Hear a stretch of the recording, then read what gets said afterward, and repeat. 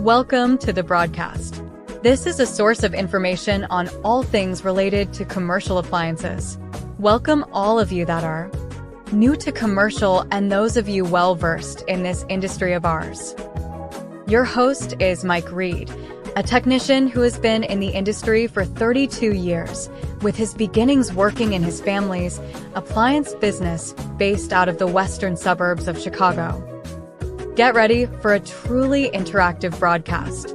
Have all your questions ready and prepare yourself to truly engage with Mike and discuss ideas on all things related to commercial appliances. Without further delay, here is your host. Welcome to the broadcast. Fair use is a legal doctrine that promotes freedom of expression by permitting the unlicensed use of copyright-protected works in certain circumstances. Section 107 of the Copyright Act provides the statutory framework for determining whether something is a fair use and identifies certain types of uses, such as criticism, comment, news reporting. Hello on this Monday, October 7th. Thanks for joining with me. Hope everybody's doing okay, especially with everything that's happening on the East Coast. I see they are evacuating that west coast of Florida. Contacting a couple of people on the other side of the island, on the other side of Florida, and trying to see what their plans are. So for all you guys in North Carolina, I hope you're safe. Hope you're recovering and doing well. On the East Coast, Untamed Kango, what's happening? On the West Coast, you got, what is this? NACS? Let me see if I get my stuff queued up.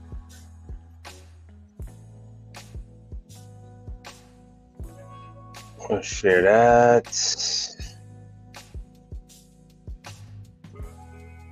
Oh, good. You can see it.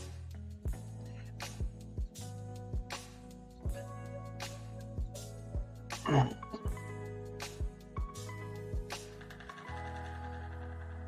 right. Yeah, there it is. NACS.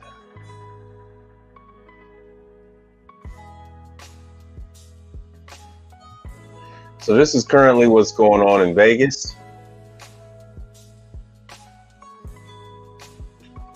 So a lot of the manufacturers are going there. Next year is going to be Chicago. I'll probably do that one next year. So this year it's in Vegas, and it technically starts tomorrow. So the 8th and the 10th is the expo, and the conference is the 7th. It starts on the 7th. Let me see if I can show you guys Jenny. what this is. Every day, I help customers solve their daily problems and provide them with what they need fast. Whether that morning cup of coffee or a quick snack or meal for road warriors and on-the-go travelers. And we're there for regulars who come to us because they know us every single day. I'm proud of what we mean to the community, and I want to continue to find new ways to meaningfully make a difference in people's lives. Find new products, share ideas to grow our business. So you're showing all the different type of community. The next show does that for me. vendors. Yeah, everybody's there. Hoffman. I'm getting a ton of stuff on my Instagram from Vaughn, AJ Antunes. Individually. So it's just one of the industry shows. At Now, the next show, I see how big our if you go there, they're not going to sign you up. I get inspired They're by not what I looking see, for service who I know, providers and at what I this take show. back to These are move all my the business salespeople. I'm Jenny, And half the time, these people aren't even employed by and I am the factory that's So are there. you. They are I look forward to seeing you October specifically 7 to 10 at the NACS show at in Las this Vegas. conference to introduce themselves to customers. That is their thing. But if you decide to go, it's a good opportunity to see all the different product, what they're trying to use the product for.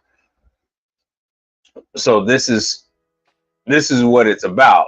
So you get to try free food and all that kind of stuff. And there's a bunch of these shows throughout the year. So this is for gas stations, convenience stores. That's what this expo is more or less catering to. All right, so that's what's going on this week in Vegas. Go back.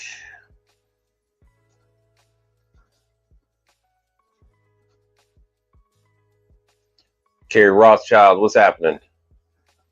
Oh, let me see who is here on Instagram. All right, Kay Green, what's happening on Instagram?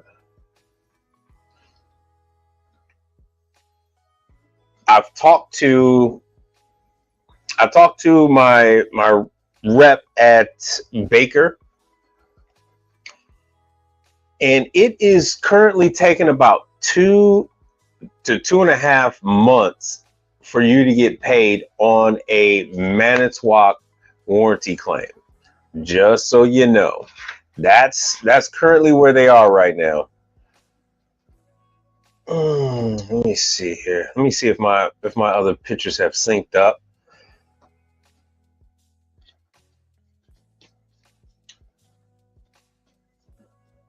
Let me see if I can sync them up. Let's see if they'll sync up by the time by the time we really get going.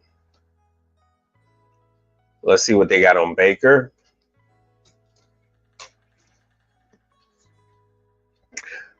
Right about now, so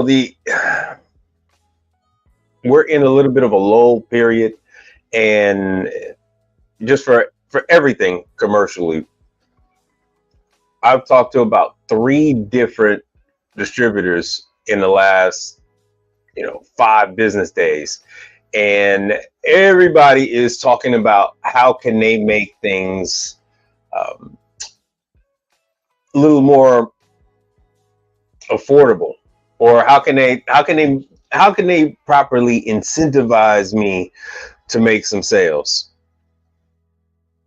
So Baker was asking that today. Isomatic made a deal with me, so I'm going to get a substantial reduction in my cost on Isomatic products.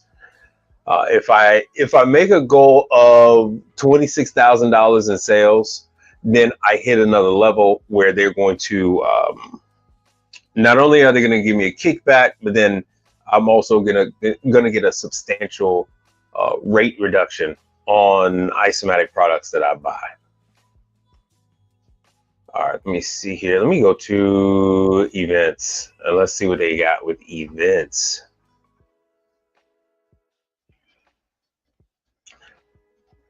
All right, let's see what you guys are up to. Oh, needless to say, all that stuff in Florida is going to be moved around. All that stuff in Florida is going to be moved around. What is this? This was Georgia. Yeah, even some of the stuff in Georgia. I don't know how you guys doing in Georgia, because I do know you still had substantial flooding in Georgia. So you got these classes coming up on the 8th. That's with Manitowoc. And now remember, this stuff, you want to use the warranty as a way to gain these new clients. So you're going to come in on a warranty. You got a 75% chance that whatever you're being called out for is not warranty.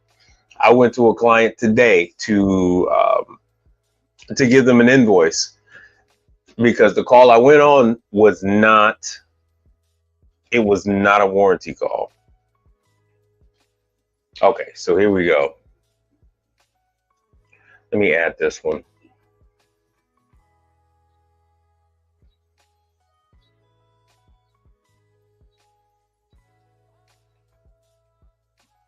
I'm going to share my pictures. I'm going to share some pictures that I went to today. Right around the corner from me is Serveware.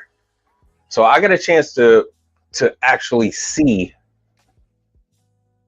I got a chance to actually look at some of the products. So they're using Dixel controllers. Actually, this is an Atosa unit. So it's a serveware, but this one is made by Atosa. Their refrigeration is made by Atosa.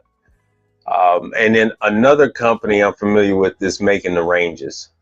So in their showroom, they had the hot holding tables.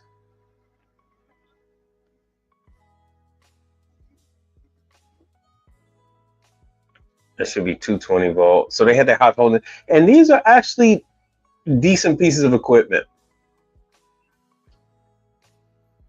I didn't think they were half bad. These are the warmers. These are pretty much like Metro. Okay, there we go. Pretty much like Metro, where the whole bottom is one cassette. Here's the range.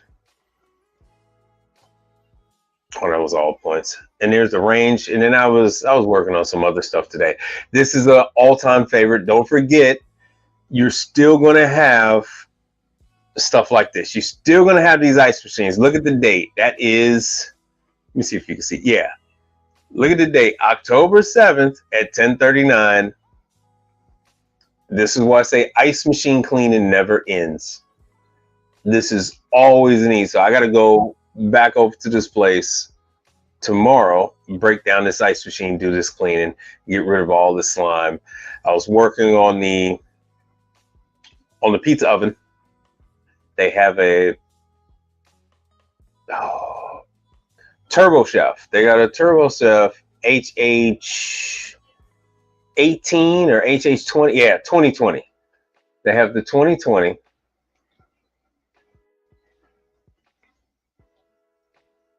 And in case you guys don't know, let me get rid of this.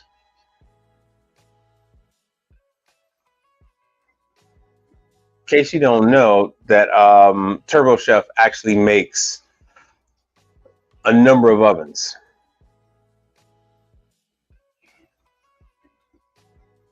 Let me see what you guys are looking at. So where would you guys like to start at today? You want to talk about some products? You want to go over training classes? Or you want to go over some industry news?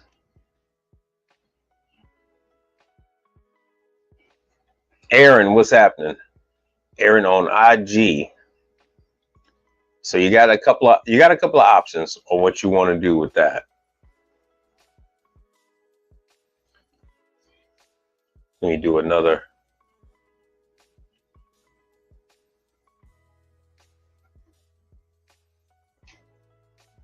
All right. I don't know why my screens are showing the weird stuff.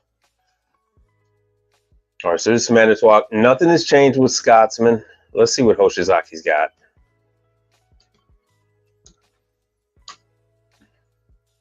Unfortunately, some of this stuff was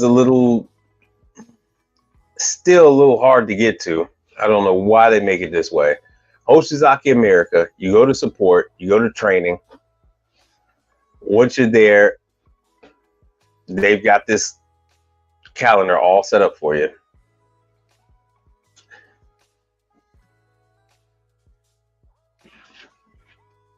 So here your Ohio is all set up. Baltimore next week. Now you got Dallas. Still some more Ohio. Louisville, Kentucky. Dayton, Ohio. Indianapolis. Grand Rapids, Michigan. Long Island. Troy, Michigan.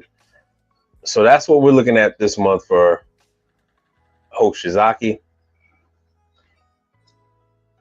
I don't think Follett has anything. Let's see what Follett's got.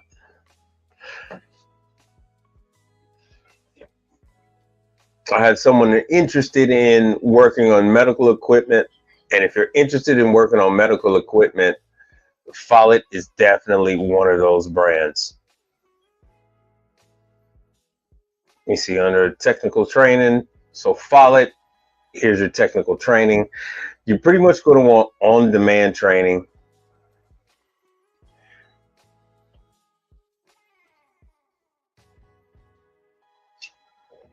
Oh, they changed a lot of this. They've changed a lot of this stuff. You put in your information and they'll contact you.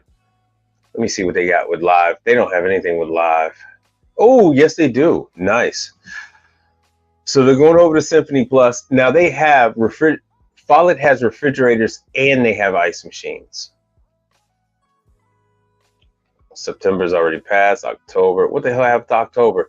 So November you're going to go over the ice machines. I don't see any. Okay, there's the refrigerators. Okay, so refrigerators is October. So you got another 2 weeks before we start going over. In the middle of the month, you're going to go over refrigerators. And their stuff is for medical use. Let me show you what. Let me go back. So that's October 15th. They're going to have some. Hey, Fred. Hey, there you go. Yeah, here's your medical stuff right here. Okay, training classes and then industry news. All right. So here's your medical stuff. Let me put this link in the chat. So this is one that you're definitely going to want to participate in. And once you're done with it, they give you a little certificate. I don't have anything set up right now, but they're going to give you a little certificate for Follett. Let me let's see here. Let me show you what Follett. Follett.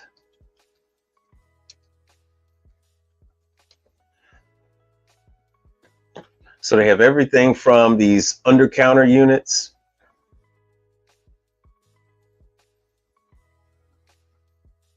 And they, compete with Summit. Summit's got their medical stuff. So here's the uprights. These are used in your blood banks, as well as hospitals, as well as the lab departments. So who plays in this market? AccuCode, which is also, they have Marvell Scientific plays in this. Follett plays in this. Yeah. Sorry. And I wouldn't trust Danby. Those people I don't know why those people trust Danby with their medical stuff. These machines are specifically designed to do the lower temperatures. They are specifically designed. Let me make sure you can see this. Yeah, they're specifically designed to chart these things will chart the temperatures.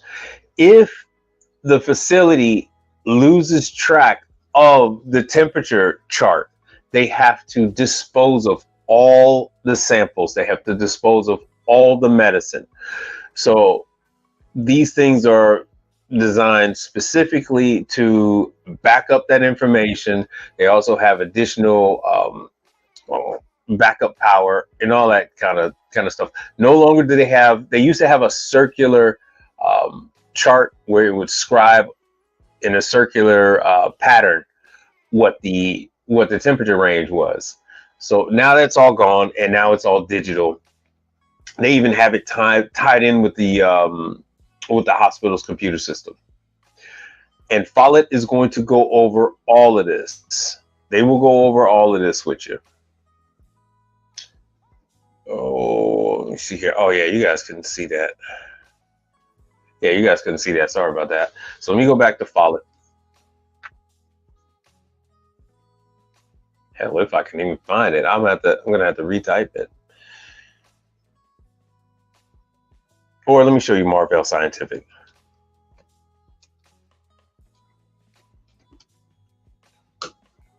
I'm not gonna lie, it is a little difficult to get into this market, mainly because there's so much involved, so much money.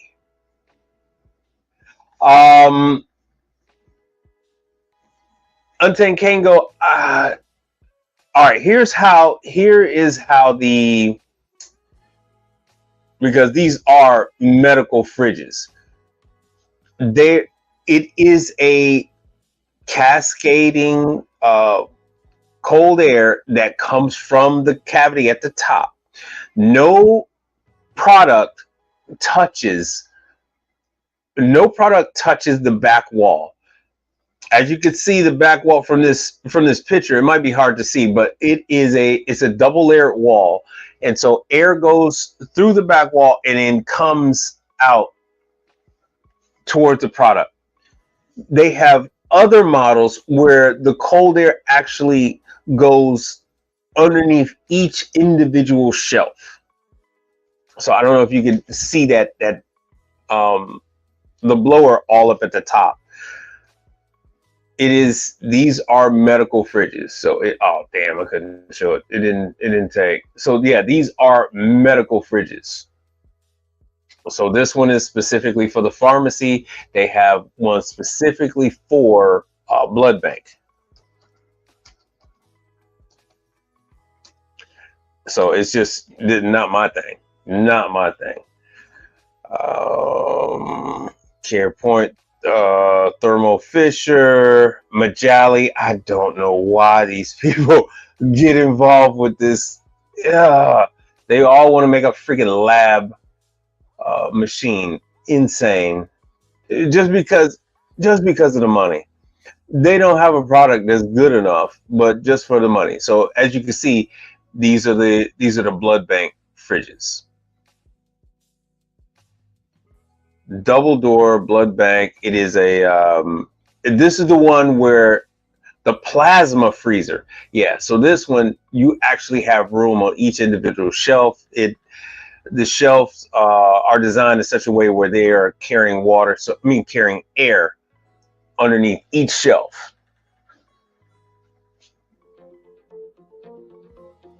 Let me see if we even medical have sound. grade upright refrigerators and freezers Should have sound. Advanced air distribution design to provide the highest safeguards for storing your valuable pharmaceuticals. So this is it's a different animal. Samples and vaccines.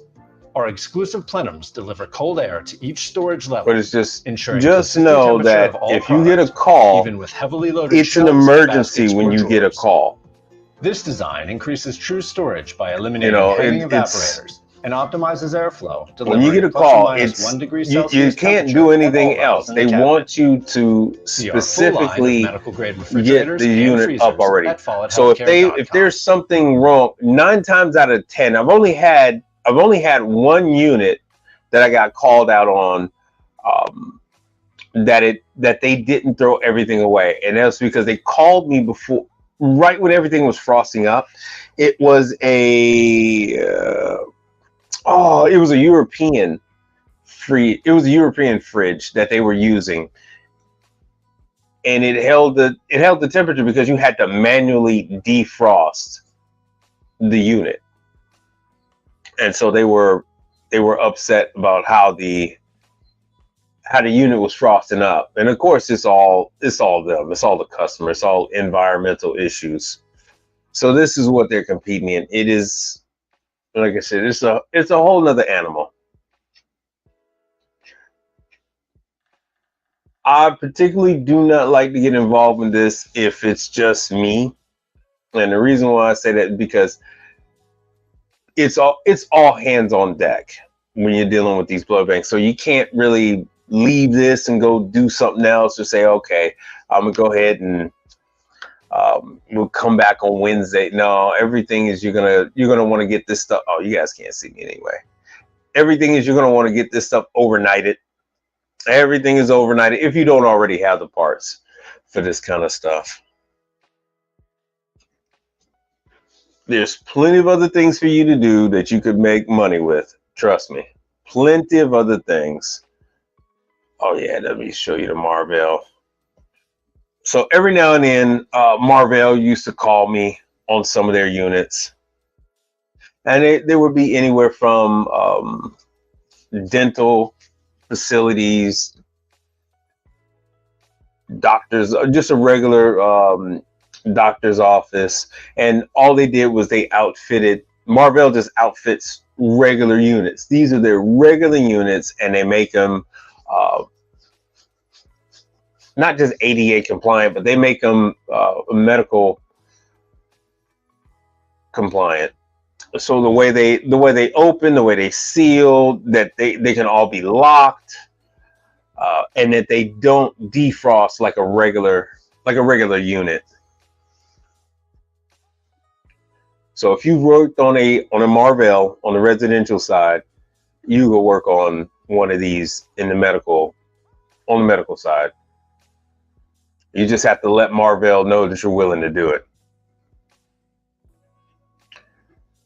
All right, so let me see what we're doing here. We are doing, oh, Frank Evans, what's happening? All right, so we are doing training classes and in industry. All right, so we went over Manitowoc that's coming up. Scotsman is still the same.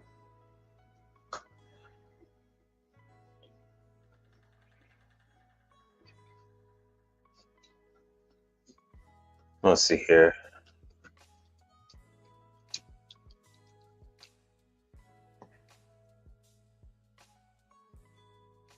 I don't know why Scotsman is still making their stuff so weird to get to. All right, so they're still doing Canada. They haven't updated anything yet. Everything is still Canada. But when they do come up with the rest of, you know, besides the San Antonio, McAllen, Texas, my advice to you is to take the cold draft training. Let me see here. Let me show you. Let me see if I could show you one.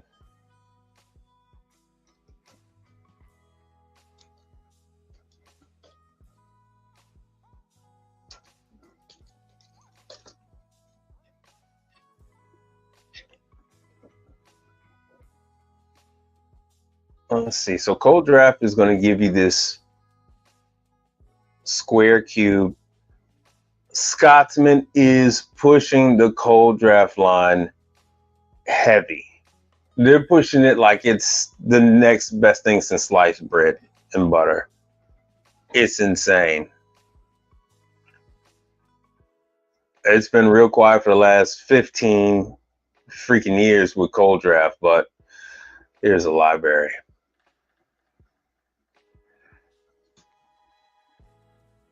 Brochures, price lists, images.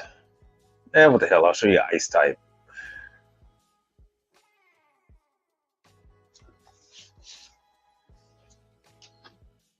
So this is what it's all about. This is what the big deal is all about. Your high-end steakhouses, your high-end bars. This is the machine that they want. So it's going to be between this one and the Hoshizaki. I think it's the i500 or the IS500. This is the two that they want. These units are stackable. And now Scotsman is rolling out a lot of the smaller units.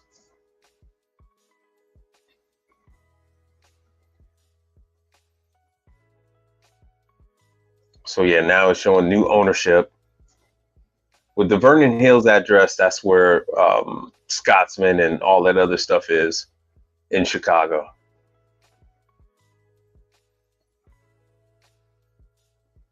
All right, let me see if I can find, once again, these old freaking videos.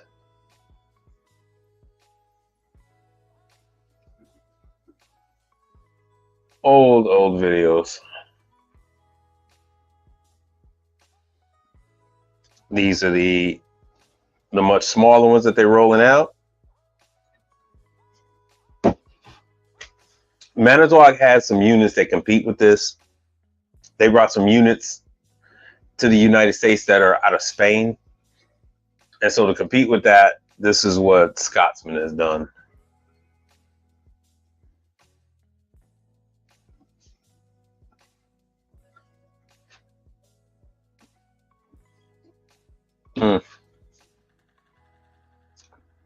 Oh, damn. Sorry about that. You guys couldn't see it. Sorry about that.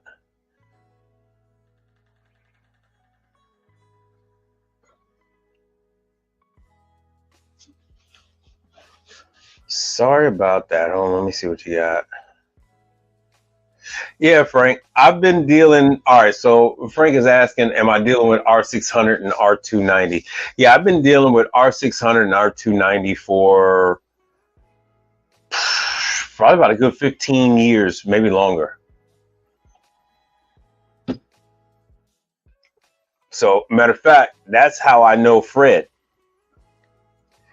So Fred's friend was at an R600 training with me in Arizona back before my daughter was born, and my daughter is 12 now. So we met years ago.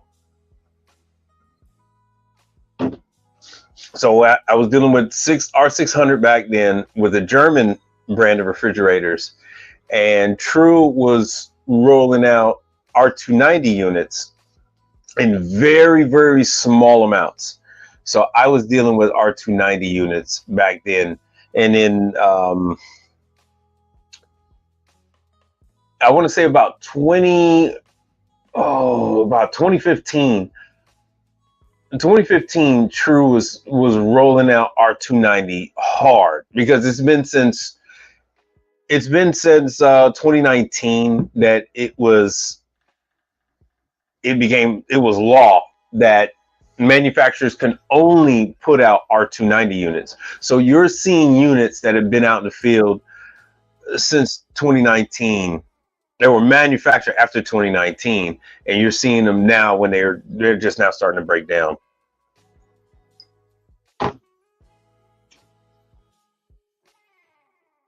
So yeah, I primarily deal with R290 now on a day-to-day basis, mainly because I'm not really dealing with a lot of walk-ins. So my walk-in clients are still 404. I haven't dealt with a lot of 448B on my walk-ins, but 404. A lot of my clients are still 404 with their walk-ins. All right, let me show you here. Wow, you got Shay Star. What's happening? Wow, you got what kind of questions you got on the R290 stuff? It's just refrigerant, just like everything else. Now Repent. Okay, so now Repent is asking about training. Oh, that's right. You know what? I got to show you guys the For Real got some training tomorrow. Let me see if that is tomorrow. Let me show you my notes.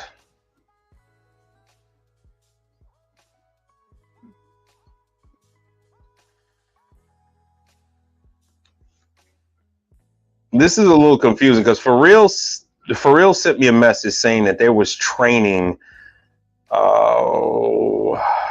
Yeah, that there is going to be training tomorrow. And now I have, yeah, I know. All right, so this is the weird thing. So I have 3 different messages from For Real. So I have one saying August 13th. I want to say August 13th. I have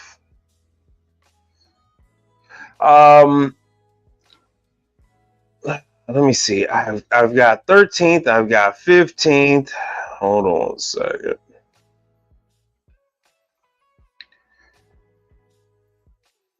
So I have to still see if that class is on tomorrow. Because For Real says they have a class tomorrow as well. And I got it in my notes. So to answer Frank Evans' question, I have 404. I have R600. Now, do I use R600? No, I have not used R600 to this day. I bought a jug. When I say a jug, I bought a regular size 32-pound jug that only has 12 pounds in it. But that's like the max that they'll let you have. So I bought a jug of 600 and I bought a jug of 290. So right now I'm currently using R290. I'll say probably about every other day. Every other day. Matter of fact, let me show you the pictures. So this is what it looks like. All right, let me show you this. This is until I pull the trigger and go ahead and buy another jug, because dealing with these little cans are annoying as hell. They are so annoying dealing with these cans. So this is what you're dealing with. So currently I buy this. I practically buy two cans at a time. Because it doesn't make any sense for me to run back and forth so often. This is the yellow jacket that True sent me. True sent me this charging system. The knob already came off and all other stuff some time ago. So it is a refrigerant. Is a refrigerant. Is a refrigerant. I use the Testo wireless gauges to monitor my pressures. So that's what I use, and it's so you can see here. This was the R290 going through the system, and so I took another picture, which you've seen it slowly progressing through the coils. These coils are not aluminum. These are not aluminum coils. And then here's another one. You can't really see it from there. There you go. So I didn't really stick around for you guys to see the whole thing, but almost all the loops ended up getting frost on them, frosting up. But I'm also checking pressures using my Testo. So as long as you use your wireless probes, you're good. So this was in a grocery store. This was in a Kroger.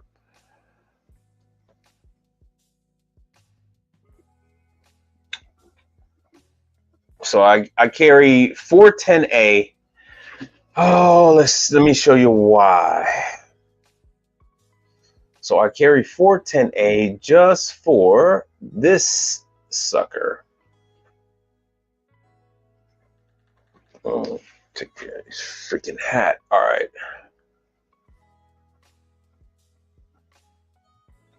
Oh, we got work on. Who's asking about vending machines?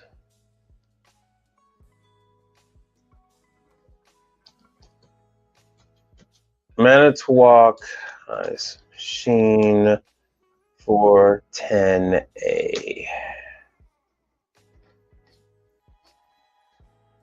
All right, so yeah, maybe we'll go show you guys the service bulletins.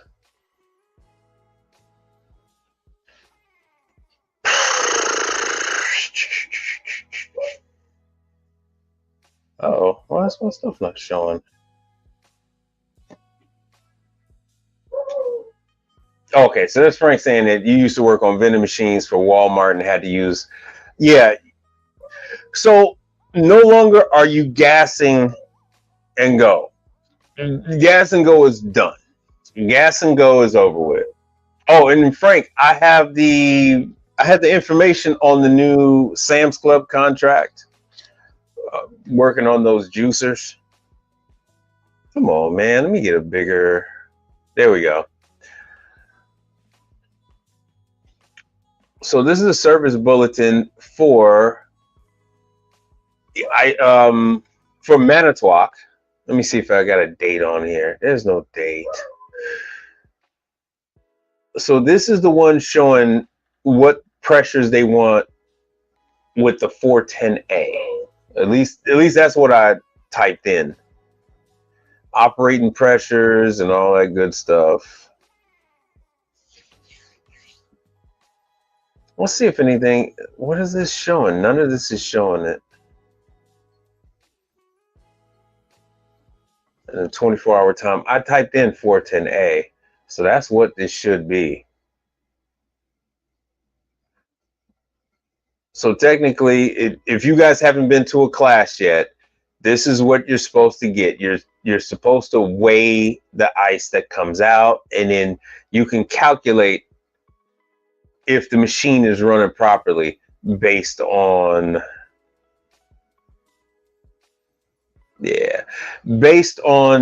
how much ice is produced.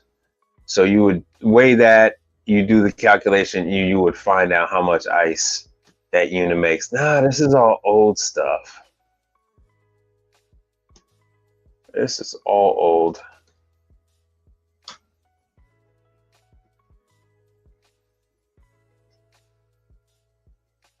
I think they're still making some 410A units. But Manitowoc, so here's the thing. Manitowoc has, and I hate this machine. I freaking hate this machine with a passion. Manitowoc has a unit out there with 410A. Yes, so here it is right there. So this unit right here that they currently have out on the market uses 410A. So I have 410A when I deal with, I guess, this machine now. So I'm kind of stuck. Then Hoshizaki has, they have a couple of units. R600A. It was just one unit. Now Hoshizaki actually has 2 or 3. Okay. Yeah, you feel free. You can always call. So Hoshizaki has an upright merchandiser, and then they have an under counter. I think it's a medical fridge. They have an under counter that is an R600. Yeah. They're going over the recovery. So here it is right there. They're talking about servicing R600 and R290 because Hoshizaki is the only one out there with R600 units out there. I don't know of any other commercial manufacturer that has R600. They're all using 290, R32, 448, 448B, but that's it. Everybody else is, so this is the only one using 600. Even this says 290, but in case you ever run into it, you got to look at the label. It's going to say the upright merchandiser is going to say out of Honduras. That's going to be your R600 unit. And if it's a small under counter unit, that one is going to be R600. You will encounter that small R600 unit that's a Hoshizaki in not Denny's but IHOP. For some reason, IHOP has them at the front where you make your reservations or whatever. Whoever, when you go to the front and you go ask them to be seated, and they go and sit you down at a section where that front desk is, there's a little small fridge there, and that is a Hoshizaki fridge that is R600. Haven't had any leaks with any of those R600 units, but like I said, the upright merchandiser out of Honduras, that is also R600.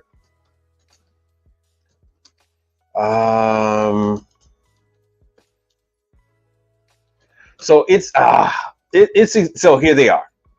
They are R600 and R290 is extremely cheap to purchase. Extremely cheap. So you don't even have to worry about that. So let me see here. So this is the glass door merchandiser I was telling you about. And let's see here. Doing my investigation. Hold on. They've gotten really tricky with this over the years. They used to in the specifications, they would just outright tell you refrigerant, voltage, and all that stuff. And now they've gotten a little tricky with it.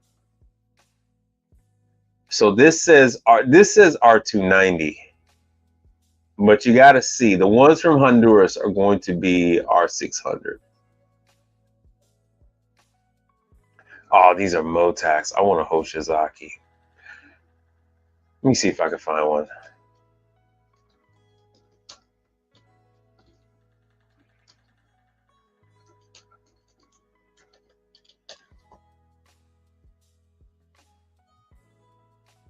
Let's see what happens. Let's see. Oh, that one came up.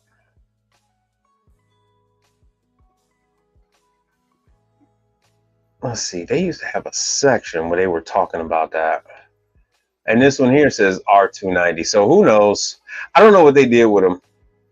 I don't know what they did with them, but they had some upright R600 units.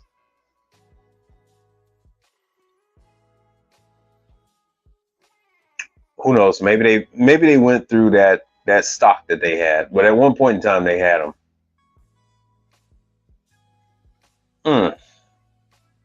Oh well, but you get the idea. You get the idea. So all of these LED handyman, what's happening? Oh, good for you, man. Midterms already? Woo! Time is flying. Time is flying. All right, so let's see here. We went over some of the refrigerants, and like I said, if you're using any of the wireless probes,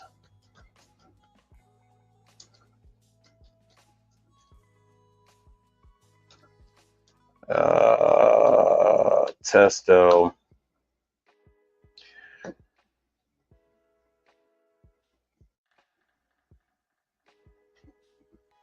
So even if you just use one probe, oh, that's the vacuum. Oh, that's the vacuum. And I actually need to get this one too. This is the vacuum probe. But even if you just get one, probe, there we go. Granger is always high. This is a bad example. I use TrueTech tools, even though I don't care for TrueTech tools. So using the wireless probes, you do not have to tap into the system. I repeat, you do not have to tap into the system. You know what, Jedab? I haven't heard anybody. I got some Florida guys on here right now. Nobody from the Tampa area. Everybody's always from Fort Lauderdale, Orlando, Tallahassee. I haven't heard anybody from the West Coast. How about you? You plan on leaving? And what about you, Fred? You plan on leaving, or you guys gonna stay? Okay, you got the field piece. Yeah, I had the Testo, for years. So you can clamp onto your lines, and there's the thermocouples right there, and then you can get your temperatures. So it will translate that temperature and let you know roughly what your evaporator should be operating at. Therefore, you don't have to tap into the system. So that job I did at that Kroger grocery store, I mainly did that because the guys tapped into the system and they caused damage to it. So there was really nothing wrong with that fridge. But once they tapped into it, the unit leaked. And then I had to cut everything out, put in new dryer, and then put in 2 new access ports, vacuum it down, and then gas it up with fresh R290. Because if you got a leak, it doesn't take long. It does not take long for those units to leak out.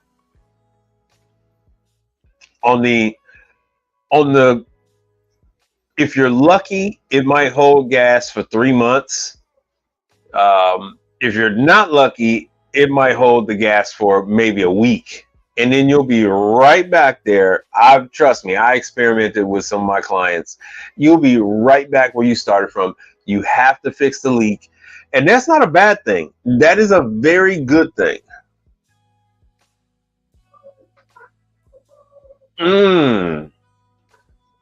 Yeah, well, at our age, it's kind of hard to use the term hot chicks and retirement home LED handyman. It's, yeah, that we kind of got to retire that phrase there, buddy. At some point, you got to let that one go. You got to let that one go. So, so yeah, this is what I use. So yeah, you clamp on the Testo system and all the rest of them. They're all doing the same thing now. So you clamp on, you use the app, and it's going to translate all the pressures into temperatures for you. Let you know what the evaporator's running at. Let you know what the condenser's running at, and you can adjust your refrigerant charge from there. Typically you would add, right? So it's a lot easier to add than it is now. You got to let that gas out into the atmosphere. It is a natural refrigerant. You do not reclaim R600. You do not reclaim to R290. So you just let it go.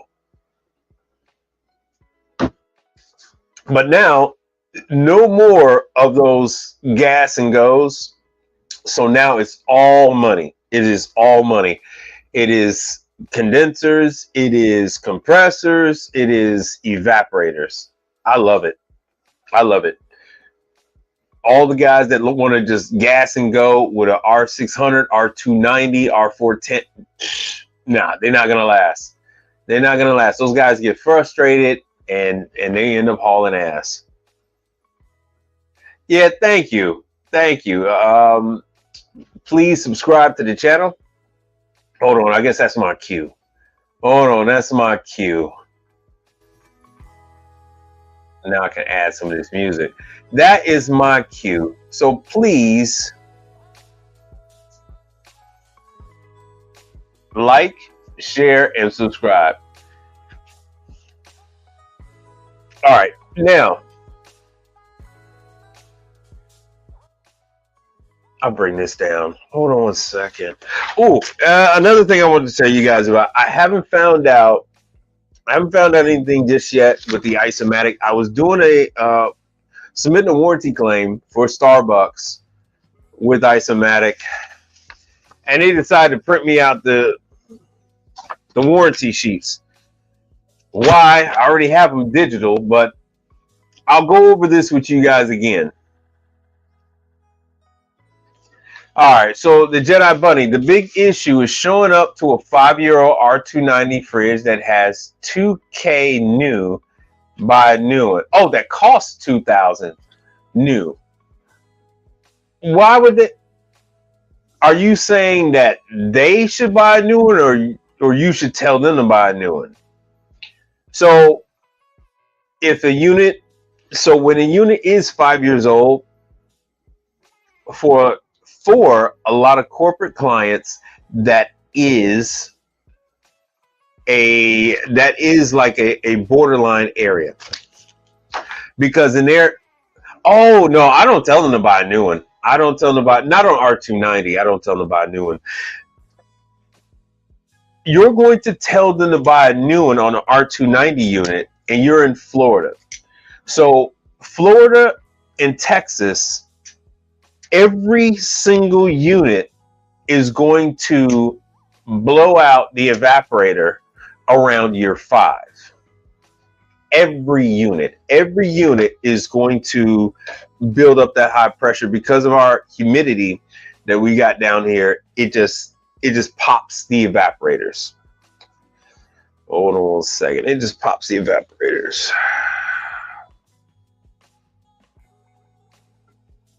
Let me show you what you're typically going to see.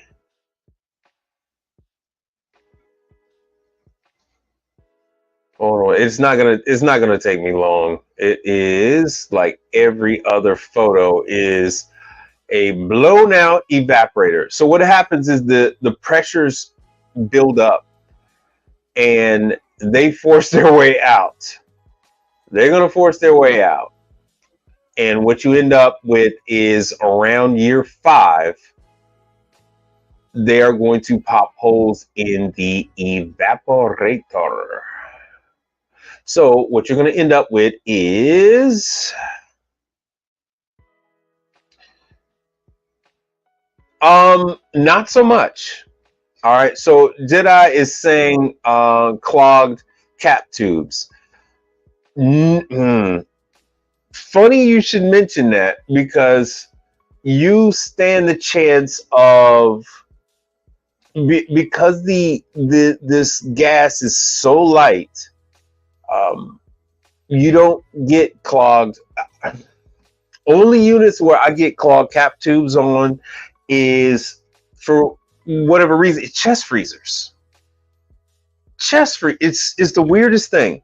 So the Germans, the AHTs, I get clogged cap tubes. Nobody else. You will occasionally have the dryers absorb the charge. So guys will go looking for a leak and not find it, and find that the unit is low on charge. And it's because the dryer absorbed the damn charge. This is what you end up with R290. You see that? See that rupture there? That is what you end up with. All that fun time. All that fun time. Fun time. Fun time. And so I got a number of these. Just fun time. Fun time. So that is what you find on R290 units with aluminum evaporators. Some manufacturers know this, and they are making evaporators out of different materials. Oh yeah. Yeah, all right. So the crap brands, they don't pass 3 years. This is true. If the clients aren't cleaning condensers, it's a wrap. It's over with. It's over with. And yeah, winter months I don't do air conditioning. So I don't do air conditioning. July is the same as June. July is the same as January for me. There's absolutely no difference. This month, well, the last week has been as quiet as I've felt it in a while. It's so quiet that Isomatic decided to make a deal with me. Manitowoc called to make a deal with me today. I've got a bunch of closeouts from Kelvinator and deep fryers and stuff like that. So there is a little bit of a dip in the economy right now that nobody is talking about. But other than that, people have to have ice. If they do not have an ice machine, they have to buy ice. Here in the South, customers will cancel their food order if there's no ice with their drinks. If you go to Starbucks and you order a Frappuccino, they have to say they don't have a frozen Frappuccino because they have no ice. If you go to McDonald's with the McCafe, and let me close this. If you go to McDonald's and you try to order something from the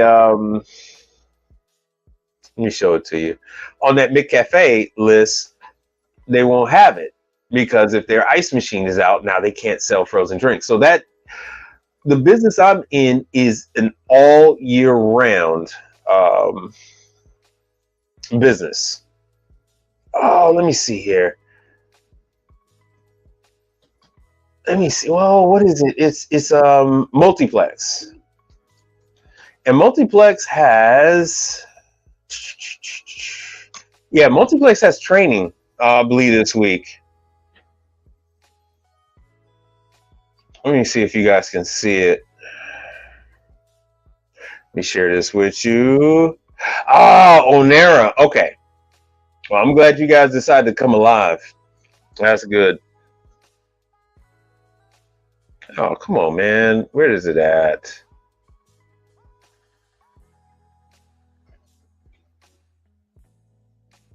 Let me stop sharing this one then.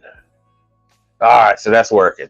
All right. Do you think Onera would be cool that I don't do seal? Of course it'd be fine that you don't do seal systems. Let me show you Onera. Well, okay, Fred, I call this a little dip. I call this a little dip because my customers are Starbucks. You know, my customer is Starbucks. My customer is Kroger grocery store. My customer are high-end locations, Fred. So my customers, they're not going anywhere. Matter of fact, so let me show you this. I had to go. Oh, let me go and do this one. I'll go back to Multiplex since you guys decided to come alive. Let me share you this, give you some truly interactive information that you need to know. Right, so I just did a brand new restaurant. I'm still doing openings, Fred. I do brand new facilities. I do. This is an Airbnb actually it's a bed and breakfast.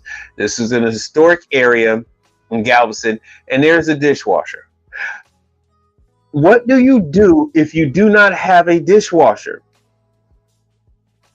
This bed and breakfast only had 2 employees. Everything revolves around the dishwasher. So they're freaking out without the dishwasher. Why?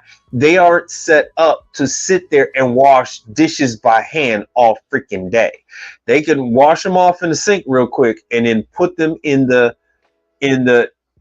caddy, in the rack, in the racks, so they can have them sitting there, and then they will just go ahead and transfer them from dishwasher to dishwasher. You know, take it out and let them dry. As long as they got enough racks, they're perfectly fine. They're perfectly fine as long as they got enough racks. So I stress this again. I do not service air conditioners. I don't do air conditioners. Yeah, thank you, brother. Thank you, Frank.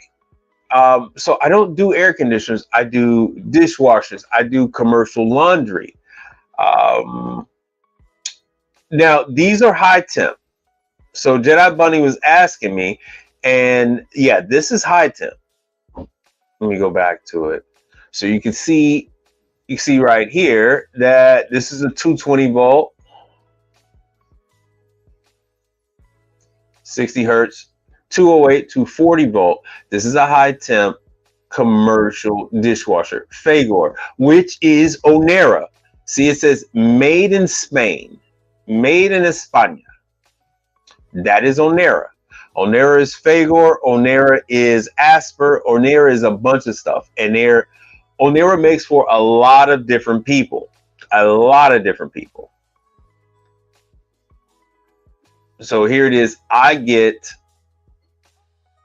crack at these dishwashers throughout my city, throughout my whole region. So these units come to me. Let me see here, and I show you guys live when I go live, especially at the cafes and stuff like that. So here's the Fagor Fagor washing machine. This is a Concept Plus. What year was that? This is 2021. This was for Rich's Bakery. This was a Starbucks this was 2018. This was a Starbucks in, this was by the Bush Airport. So this was a Starbucks in the hotel.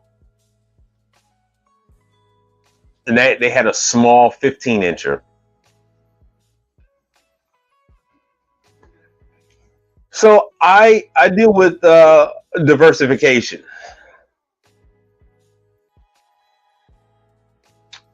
Right. Yeah, the bed and breakfast, that's a good point. They must have a commercial dishwasher by the health code. And yeah, like Frank said, hey, hit the Cash App. Hold on one second. Let me show you guys what that looks like. Bam. Contribute to the show.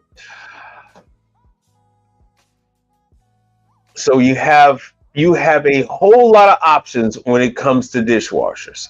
A ton of options. Hold on one second. Let me get this off the screen. You got a ton of options. And hold on one second. Let me get rid of that.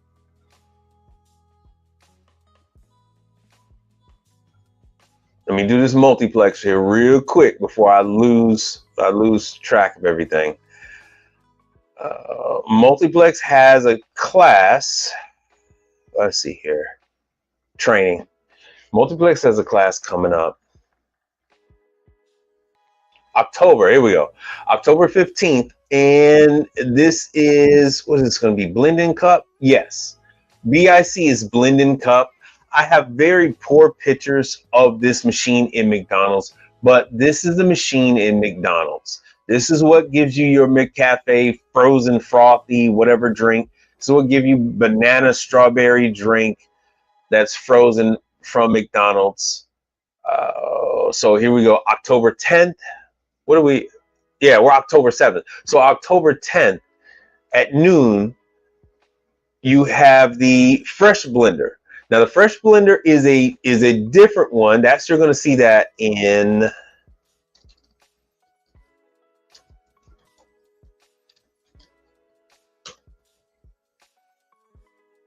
This is the Fresh Blender, $21,000 by Multiplex.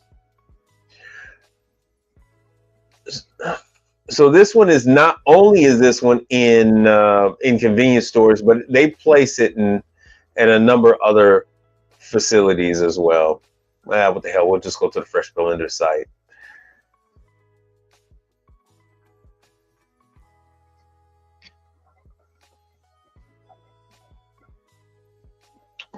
All right, let's see here. All right, what does it Fred say? Great info, but you got to go. Oh, you got an exam coming up too? Oh, yeah. We talked about that.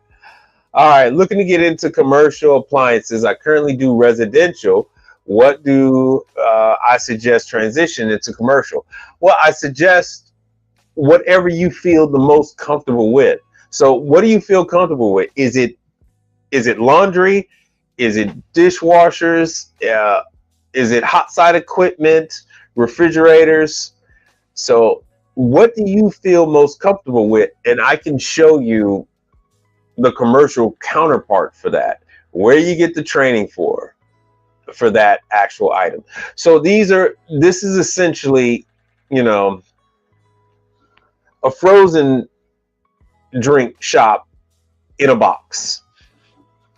A very large box, a 6 foot tall box, but well, actually it's a 7 foot tall box, but yeah, a box nonetheless.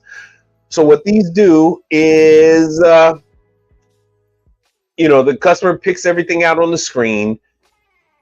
The cup comes down, the blender comes in over it, and it'll deposit whatever beverage that you want. It'll actually deposit ice in there, and then it'll blend everything up.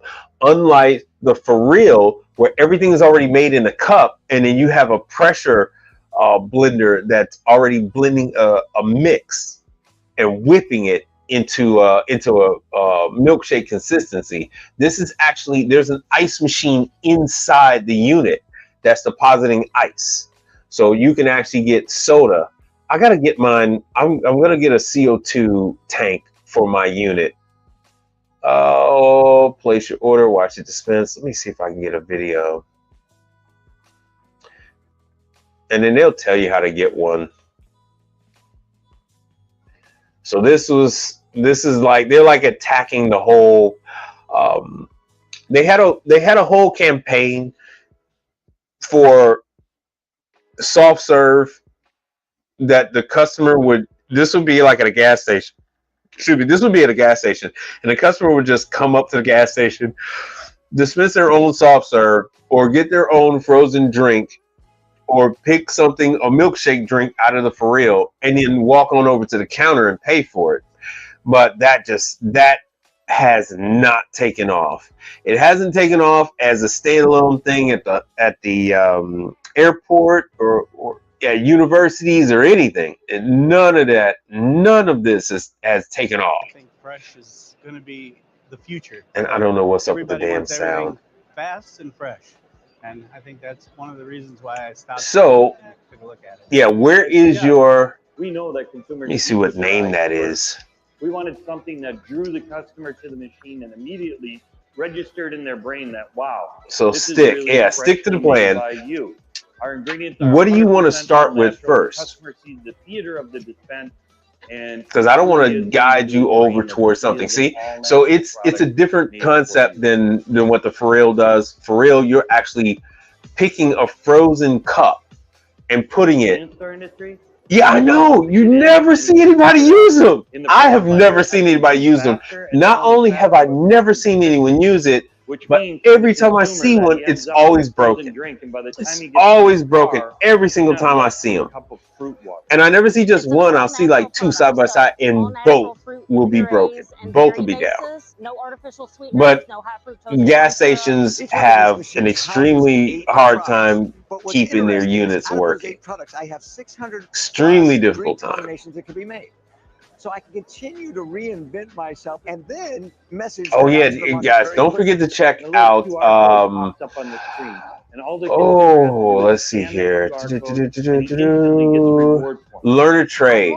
So after this video is playing, I'll show you learn a trade stuff. So learn a trade is Kevin Tate is great when it comes to all this stuff at quick service, convenience stores, gas stations.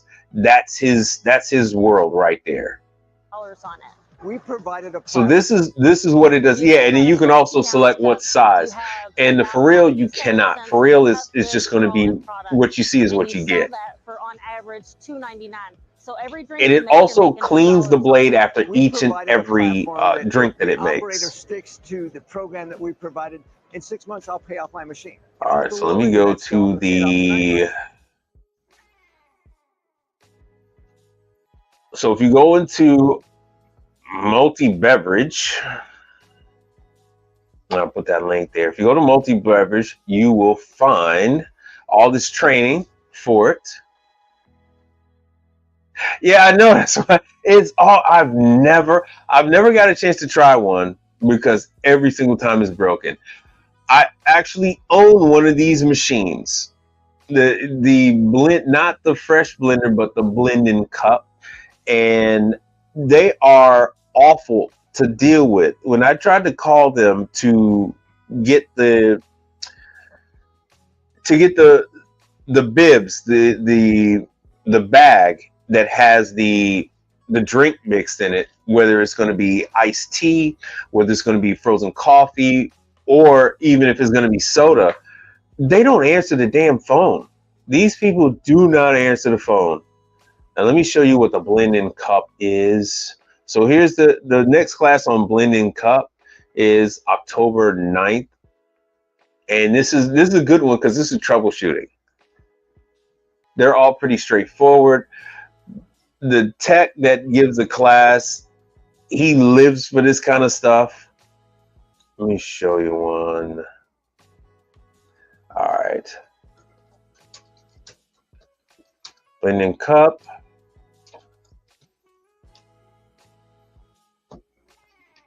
Let's see here. And I don't know if you guys can hear this or not.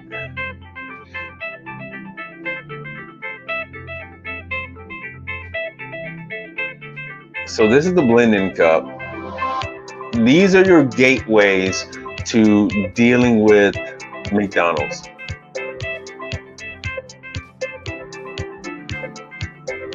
So once you learn how to work on this machine, you know, this gets you into McDonald's. So there's the frozen coffee drink. So if you go into McDonald's and you want a frozen coffee drink, it's gonna come out of that. If you go to McDonald's and you want that frozen strawberry drink, it's coming from this machine. Any frozen drink, it's coming out of that machine. So they have two. They have one with a Follett. Yeah, I know it's Follett, even though it's owned by Masterbuilt. I mean, this other company. But you have one where you actually have to put the ice in at the top, and that's what we're looking at on screen. And you have another one where they have the Follett nugget machine built into it, and that's the one I have. And I have the one with the Follett machine. My unit didn't come from a McDonald's. My unit came from a casino. So the casino has a machine for 2 years, and then they get rid of them. So I picked up one from that situation. And just like Sam's Club will have the machine for 2 to 3 years, and then they get rid of it. And that goes for the Stolting machine. They'll have it for 2 to 3 years and get rid of it. And so this is the machine that's in that McCafe area. So if you would like to learn how to work on that, this is the training information for the McCafe. And I don't know who else. I don't know what other restaurant uses this McCafe thing, because it's not really convenience store friendly, which is why they have the other one that's more convenience store friendly. The Fresh Blender does everything all in one. The multiplex it's separate. You actually have to move the cup around. So you have to move the cup around, but they have different they have the different training on unboxing it, uncrating it, installing it, and then the troubleshooting. So that's that. And like I said, all this is under the multiplex, but stick to the plan. In New York, you can work on whatever you want to. I don't know if you have any experience with ice machines or even commercial ice machines. I don't know if you have any experience with commercial ice machines, or, oh, Mel is here, or anything else. Bean God, what's going on? And I can see your stuff on Instagram. So anybody on Instagram, if you got a question or comment, let me know, and I'll bring that stuff up too. But since you're in New York, I'll do this. I always go over this. So if you're in New York, you have Electrolux. Let's see here. Yeah. You have training for commercial wash machines in Long Island. So this is November 19th. So they have 3 days. Make sure this is going to be big enough for you guys to see. Cost of the class is free. 3-hour class. The 19th, 20th. Yeah, that's day one. If this is day one, so so you have 2 days of basically the washers are one day, the dryers are the next, and then you have a very small coin-op washer that is based on the resident. It's a front load style washer, and they have a separate day for training just on that. So that is Laundry Lux. I'll put that link in the chat. So if you're interested in laundry, that's a good one, especially if you're, like you said, you're in New York. Trying to see where all the dishwasher stuff, their training is all online. Let me see if Jackson has anything right now. No, Jackson is not very forthcoming right now with their training.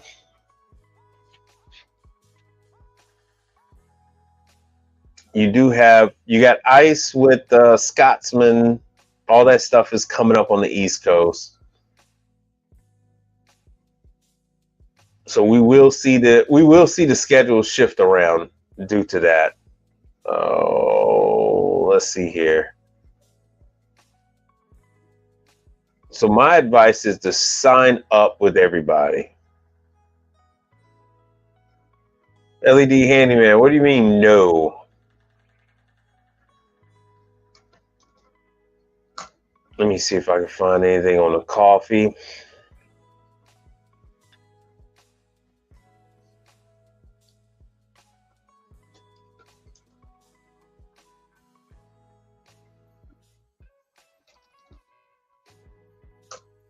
A lot of people don't think of it, but you have a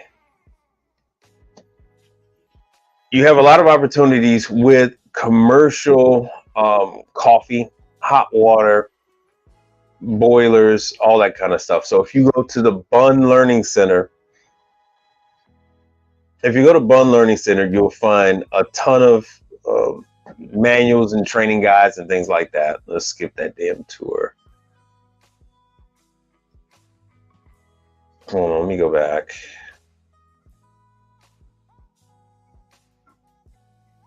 Oh, they are changing this. I'm probably gonna have to log in. I'm probably gonna have to log into this. So check it out. Check out the Bunn training. Yeah, I know. A lot of Dunkin' Donuts. Now, speaking of Dunkin' Donuts uses a particular piece of equipment called the Sure Shot.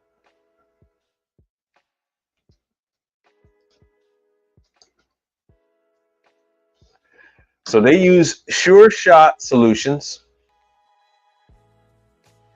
What Sure Shot does is it meters out a specific dosage of cream, sugar, milk.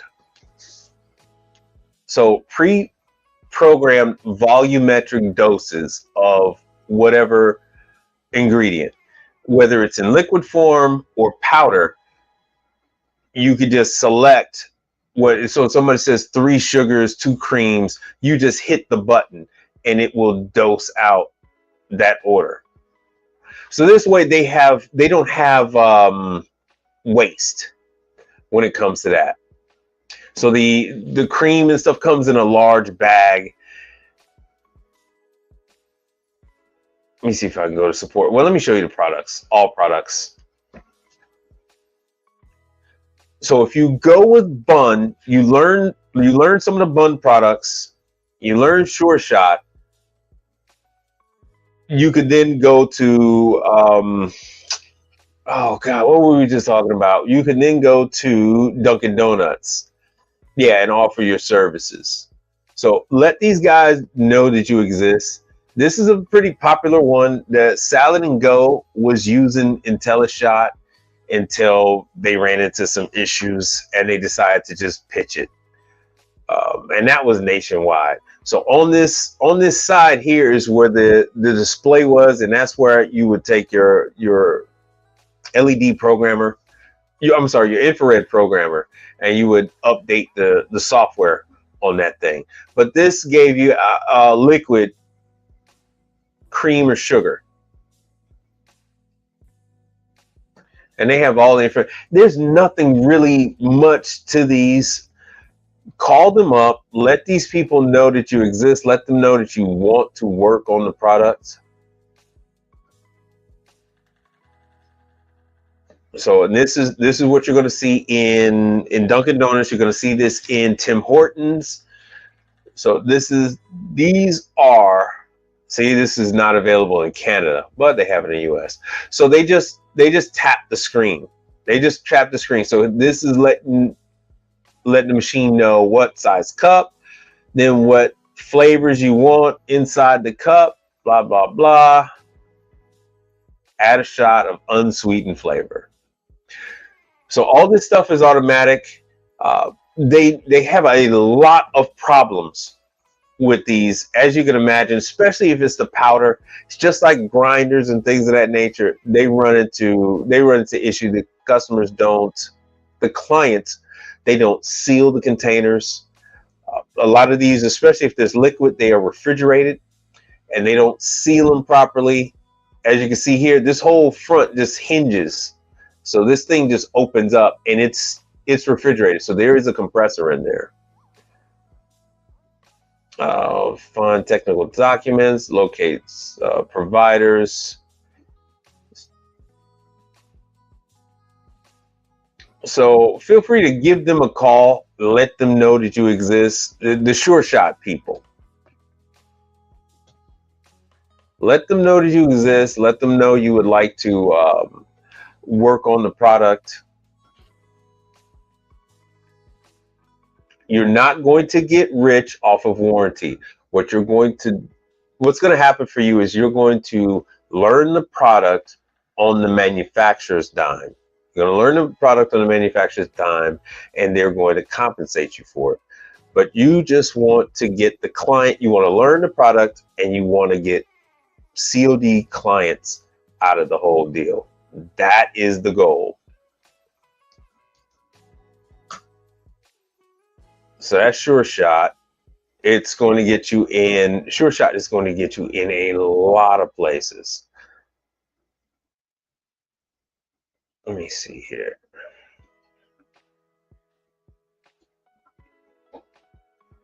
Support.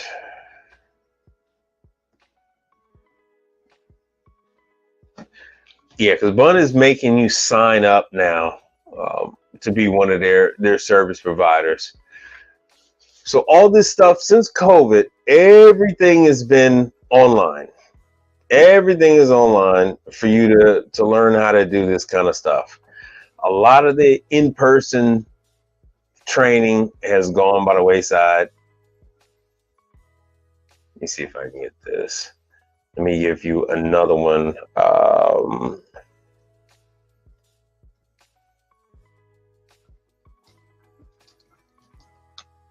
Because ACP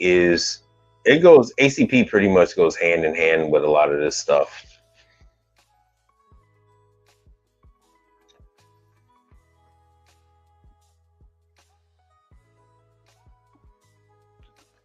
ACP is a Mana. You're going to find them. So this, you're a Mana, Menu Master, Express Chef. They are gaining market share. So let's see what we got. So it's your Tropical Smoothie Cafe. Oh shoot, and a number of other places. I want to say Tropical Smoothie Cafe. I want to say it's your Dunkin' Donuts, that type of thing. So you're going to see these in a lot of different places. It is your Salad and Go. So they have a lot of training, online training resources. Oh, excuse me. You can give them a call and they'll get you set up. It is 24 hours a day. I would call 9 to 5 and they'll get you all set up. They will get you all set up. They'll send you over to all the training materials you need. Here's all the bulletins. The warranty isn't very long, so it's not like you're stuck with a lot of warranty stuff. They had a whole series during COVID. They had a whole series of these webinars. I don't know what they did with them. All right, so this is an interesting question. So Stick to the Plan is saying, what common commercial ice maker franchise use McDonald's, Popeyes, Burger King? They're everywhere up here. Yeah, I'm learning the game. Like you said, it's about good service and gaining COD customers. Now, okay. All right. McDonald's. Oh, let me show you a picture.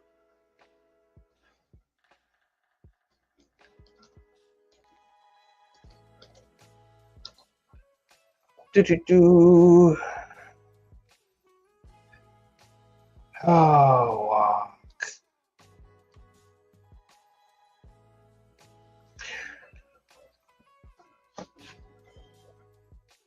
Where the hell did I just have this picture? Hold on a second. Now, you're going to have a main piece of equipment that the franchise should have, and then they give them a second option. And this goes with all the locations. So when it comes to McDonald's, they are supposed to have a Manitowoc in each and every McDonald's. Around the country, I have seen different units. Oh, good. Here's the picture I wanted to show you. Here's the picture I wanted to show you. Let me stop this. So McDonald's is Manitowoc. They can also have Hoshizaki. So here is, so as you can see here in this picture, there's the McDonald's. I'm loving it right there. And up above, you see the Manitowakanen. It's Manitowoc, Native American word. Here is the backflow preventer that the city made them put on after the fact. You can see the two different styles of lines, right? This is not the typical backflow preventer that you see. They went to Home Depot and got this one. This one was a spur of the moment. I can tell this was a spur of the moment. They went and made them go ahead and put that sucker on there right then and there. So this is McDonald's. This is what you're going to see. This is a Quiet Cube. Oh, yeah, that's a different unit. So that's Manitowoc. What do I have here? Oh, this is a different location. All right. I got to be careful what I'm showing on here. I haven't quite scrubbed all my pictures. Also, you're going to have Manitowoc at Taco Bell. Now, Burger King is going to be a toss-up between Manitowoc and Hoshizaki. So it could be either one of those. That is up to, the reason why it's up to the actual franchise owner is because they might have had issues with the service provider. Everyone has their kingdom, and in order for the customer not to feel taken advantage of, that franchise will give that owner an option of either this or that. You know, especially if you're like, hey, look, if there's an issue, then we'll let you make, you can go with a different one. This was a bad picture. This is a Scotsman. I have seen Scotsman in a McDonald's in Dallas. I saw Scotsman. Maybe the owner had a problem with the local company that handled Manitowoc and the local guy that handled Hoshizaki, and he went with Scotsman. But typically, you're going to see that New York is definitely going to be a hodgepodge of stuff, because you're dealing with a lot of older stores in your market. There's no niche. There's no niche. You're like the fourth person to say this in the last, 10 days. Like, you're trying to find a niche. This business has been around since before you were born. You're not going to find a niche. No, medical refrigeration is not a niche. Vending is not a niche. What you need to do is find something that you're good at and go ahead and do that. There is a shortage of technicians. There's a shortage of technicians in New York, Florida, Houston. There is a shortage of technicians nationwide. These guys are retiring every month. Every month, guys are retiring, and there aren't enough people to fill their spot. It is so bad where in the training department on all of these brands I'm telling you about, these guys have retired not once, not even twice. Some of these guys have gone into retirement and they brought them back 3 times. 3 times they brought these guys back. Some of these guys went into retirement, for like the second time during COVID. And they say, yeah, I'm not going to get sick and all this other stuff. And they let them go. And then they made them another deal and brought them back because there isn't enough people. Everybody's always worried about, there isn't enough people. There aren't enough people coming in. It takes forever to train a new person. Learn a Trade was just showing. Learn a Trade was, hold on, I'm gonna make sure I got the right damn thing. Learn a Trade was showing the jobs, right? So let me show you some jobs. Smart Care.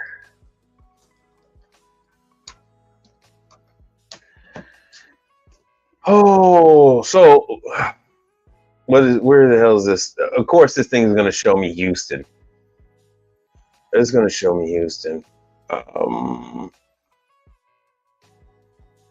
don't want it on. So, no degree, $20 to $50 an hour, and this is just Houston. $20 to $50 an hour. You don't need a degree. You don't need any technical ability. All right. Look at this. Look at this. $5,000 sign-on bonus.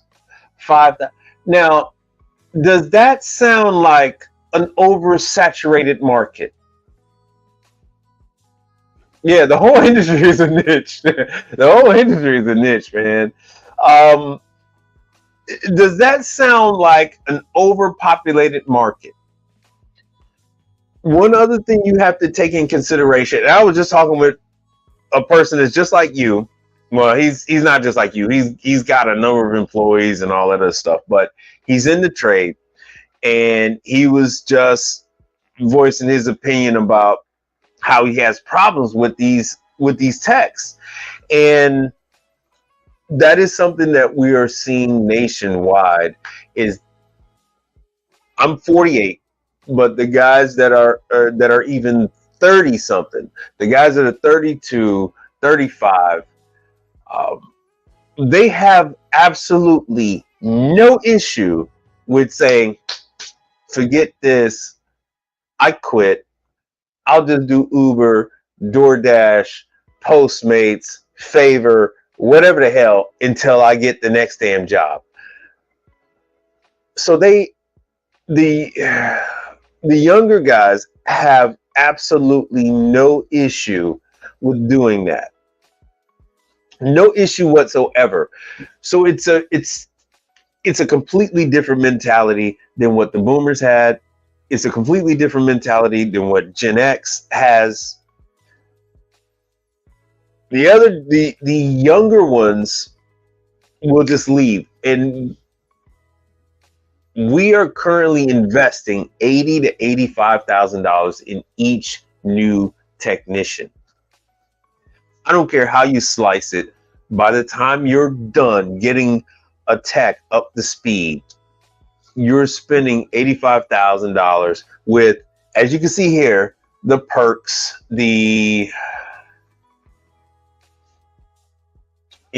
all the perks. So you're going to get medical, you're going to get dental, you're going to get, let me see what else I got. Let me see if I can go directly to freaking, what's the name? Look at this. And then if you are a senior If you're a senior guy with Smart Care, yeah, it's $100,000, $80,000 to $100,000, no degree.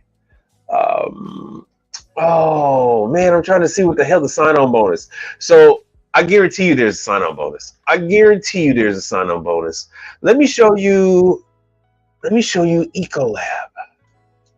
I know Ecolab doesn't do the service work anymore, but they're still doing. So here's New York. Ecolab. This is a bioprocessing. This is something different. This is $200,000 a year. Let me get something a little more. There we go. Here's something a little better. This is something a little more realistic. New York. I don't know who's in New York, but here's something in New York. Ecolab, food safety, $25 to $29 an hour. Paid time off, health insurance, dental. Let me see what kind of sign-on bonus we got here. So yeah, you're going to all the hospitals, restaurants, hotels, long-term care facilities. 11 11 Ecolab jobs in New York alone. But all of these guys are hiring. All of these guys. Guest experience and food safety advisor. Staten Island, $25 to $29 an hour.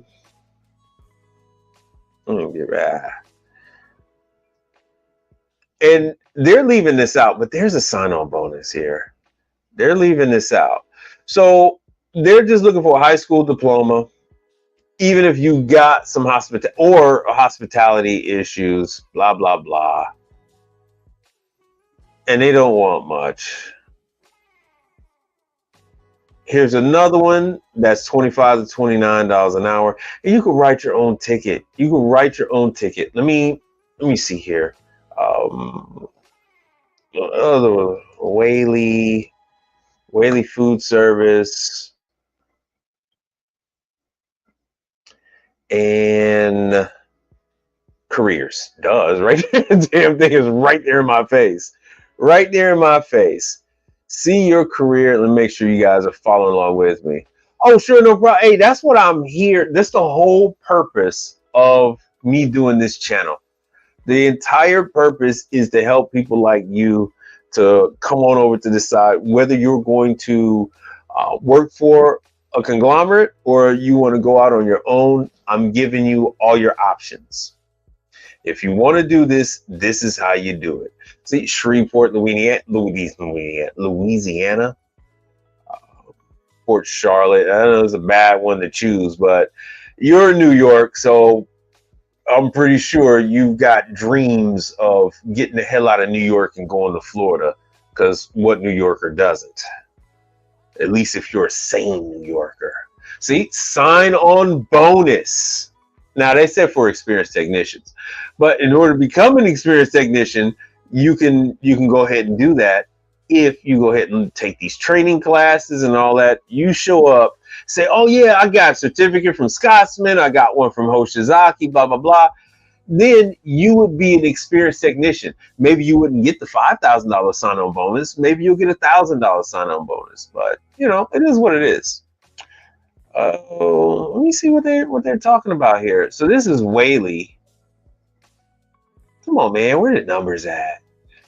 Whaley, no numbers. All right, let me show you New York.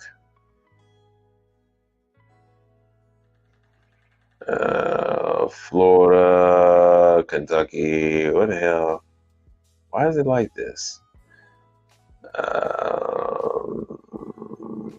Oh, Whaley's not up there? Norfolk. Close enough. Close enough. Service technician. So there's all kind of jobs. This one, only 1 to 3 years of experience. 1 to 3 years. Got to be 18, just like the young guy, Young Buck Refrigeration. Sign-on bonus. They're giving you a company vehicle. They're giving you the meter, so you don't even have to have your own equipment. They're going to give you meters. They're going to give you They're going to give you tools, medical benefits, 401k, insurance. Let me see if I Whaley food service. Let me see if I can find a Tech 24, because I know Tech 24 is up in your neck of the woods. Tech 24 jobs. So here's Tech 24 jobs in New York. Of course, this is bringing me back to ZipRecruiter. Of course, it's bringing me back there. So this is just a very loose, easygoing channel just to show you guys what's what. But yeah, Tech 24, wherever the hell Farmingdale, New York is, no degree, you know, as long as you got a clean driving record, you're good to go. You see, this is, look at this, 4 days ago, they're looking for a tech in New York. And don't let this 3 to 5 years of experience scare you away. They don't care. As long as you got a pulse. They have so many freaking accounts they have to take care of. They don't have a choice. They don't have a choice. They will train you. I believe Tech 24 has a training facility. Maybe somebody could chime in if you know, but I think they got a training facility. So there's lots of opportunities with a number of different companies, and these guys are everywhere. So you've seen these names, you've seen these vans running around. New York City refrigeration equipment, that's Tech 24. New York City commercial equipment, that's Tech 24. All this stuff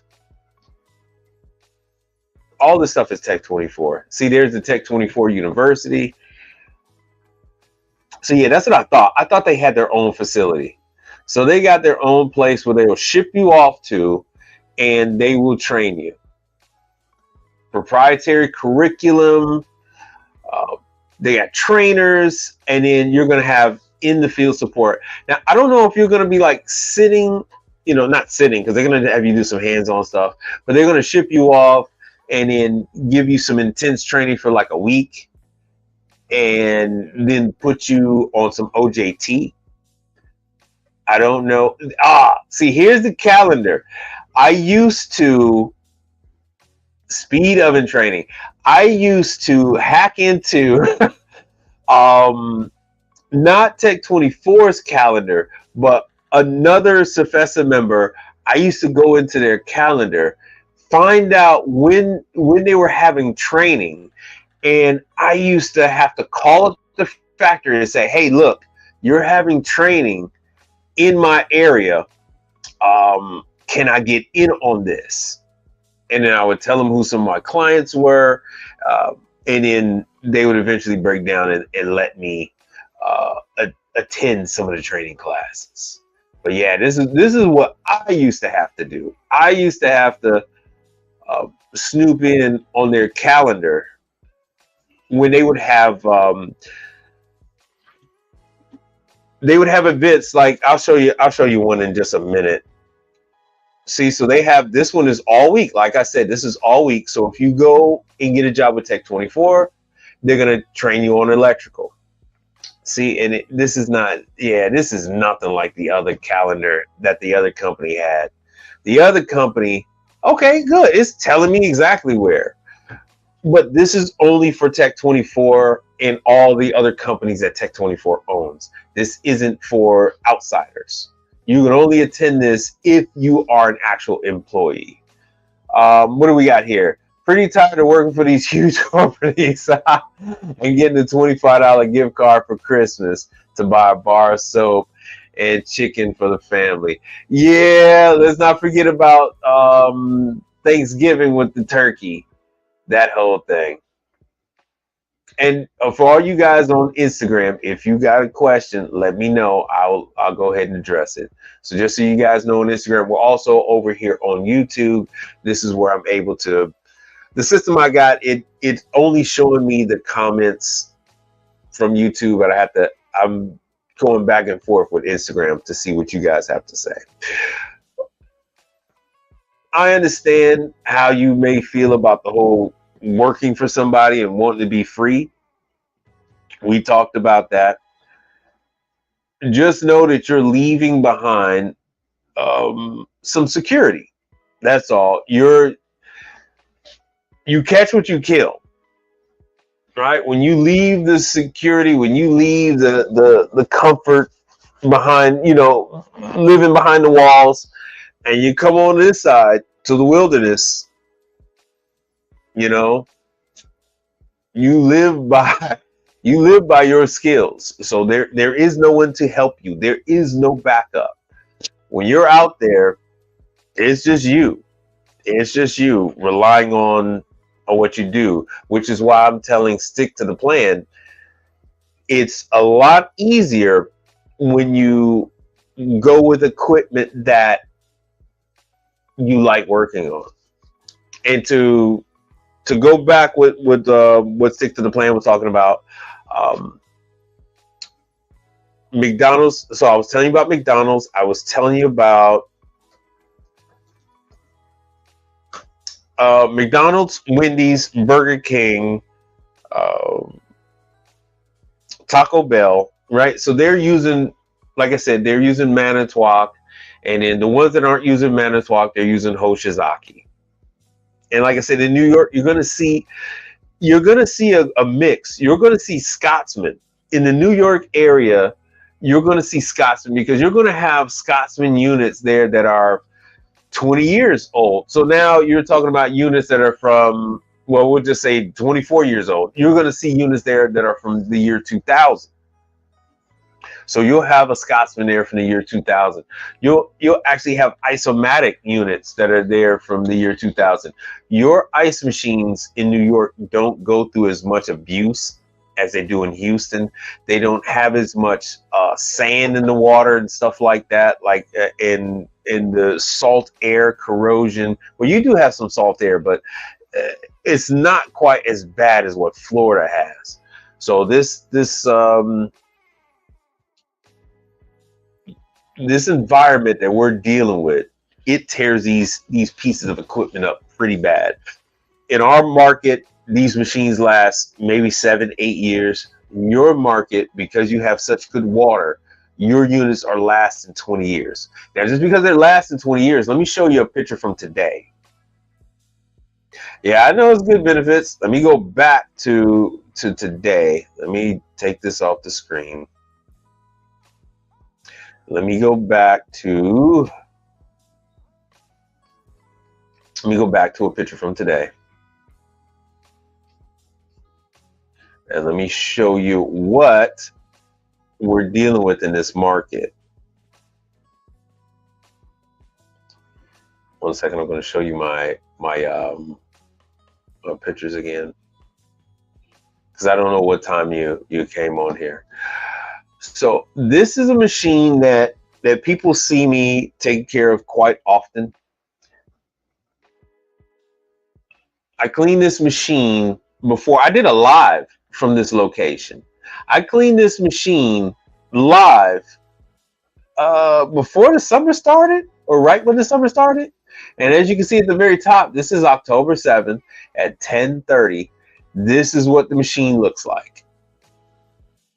This is what the machine looks like. That is mold. Now it's currently running. It's currently dropping ice. The machine is full. It's full of ice. But you have to clean these machines. Some places you have to clean them quarterly. In New York, if you're wondering why some pizza shops only give you cans of soda and they never give you cups, this is why. All the dough, the flour, all that kind of stuff, it'll end up in the machine and your machines will look like this. So tomorrow I got to go ahead and break this machine down and clean it up. So there is always work in ice. There's always work in ice machines. And yes, there's a little bit of a difference between a Hoshizaki and a Manitowoc. Yes, there's a little bit of a difference between a Scotsman and a Hoshizaki, Isomatic and a Manitowoc. But once you learn their sequence operations, once you learn the slight little differences in them, the better you'll be. And the only way to learn that is to actually attend the training classes. So, okay, so you are owner. So you're in the same position as most people that are watching what I'm putting out. Let me see if anybody on Instagram has anything to say. So you're in the same situation. Ice Machine is going to, I'm going to forewarn you, Ice Machine is going to take up quite a bit of your time. Ice Machine, my suggestion is to only start with cleaning. And because you're in the New York area, you must observe the ice machine making a batch of ice. Do not clean an ice machine without watching it drop a batch of ice. You will clean that ice machine. It will not make ice when you're done. And that owner is going to blame you for the ice machine not working, knowing full well the machine wasn't working when they called you. So you'll see stuff like the wrong ice in the ice bin from the machine that's there. So this machine here, this is the Manitowoc. So these have this square. This is the full dice. And you'll see this square. But if you go in there and you see a crescent-shaped ice, you immediately have to think like, oh, this ice machine does not work. Something is wrong with this ice machine. And that's what I put on Instagram. I put out some of these pictures because these people will try anything to try it and put off the blame of the machine not working. Instead of getting the machine calling you out for service, they try to call you out for cleaning, thinking that it's going to be a less expensive service call. And it actually isn't. It actually isn't. It takes you quite a bit to clean these machines. You're looking at $1,000 service ticket on up on cleaning these machines. All right, so what we got here? Usually you tell people residential work is a tender date, quick in and out. Commercial is like having a bunch of long-term girlfriends. Yeah. Yes. You're with, it's not a one-hitter quitter when it comes to the commercial. If you're going to do a unit, if you're going to take care of a unit on a commercial, there's a high likeliness that you're going to get called back for that customer in the future. Even if they don't call you back, you often will need to go back to that facility and reintroduce yourself. Why would you do that? You would do that because the whole staff changes. I just had this experience with the pizza oven. Since the images are up, I just had this with the pizza oven. I hadn't received a call from this one client in a while. I was wondering. I'm like, man, I haven't seen them in a minute. Let me take this off, and I hadn't seen them in a minute, and I was like, man, why? What the hell is up? I went over there, and everybody was gone except, and the management was gone except for the owner and the head of the kitchen. Everybody else was new. So I had to go and reintroduce myself. Hey, Brother Charles, what's happening? And it's funny you should pop up, man. I was just talking about ice machine cleaning. Just talking about it. So I'm at this facility here. Where is it?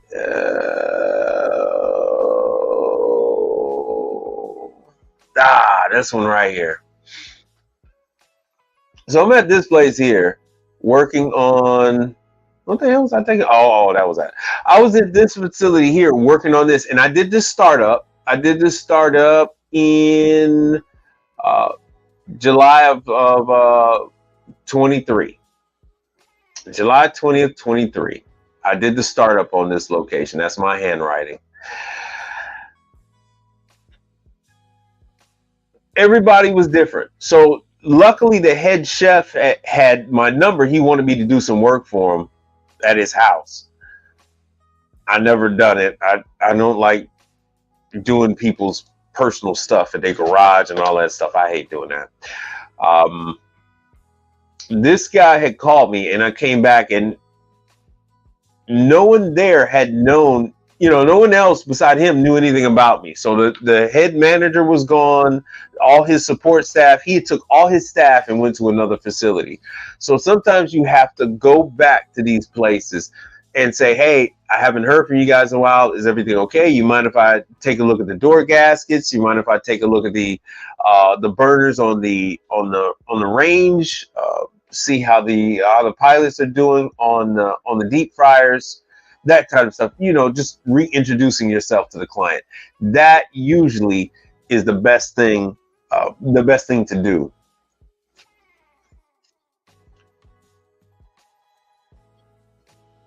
So that is one of the things. All right. So Untamed Kango says, regarding introduced as the soap man. So yes. So yeah, I do my thing with the soap. There's a lot of opportunity when you're dealing with the commercial side, selling all the chemicals. You could sell everything they need. All right. So Jedi Bunny says, have I ever had a situation where I get a new client and suddenly a bunch of work, and then the work dries out? Come to find out, their guy was out of a couple of days. Their guy was out. No. The reason why I don't experience that kind of stuff is because I am. Let me show you some. I am the authorized guy in my market, and what I mean by that is, let me see what I can do here.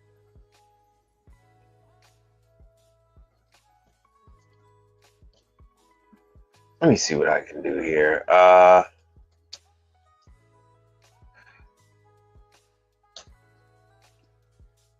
have training from a lot of different manufacturers, right? Let me see if I got a cert.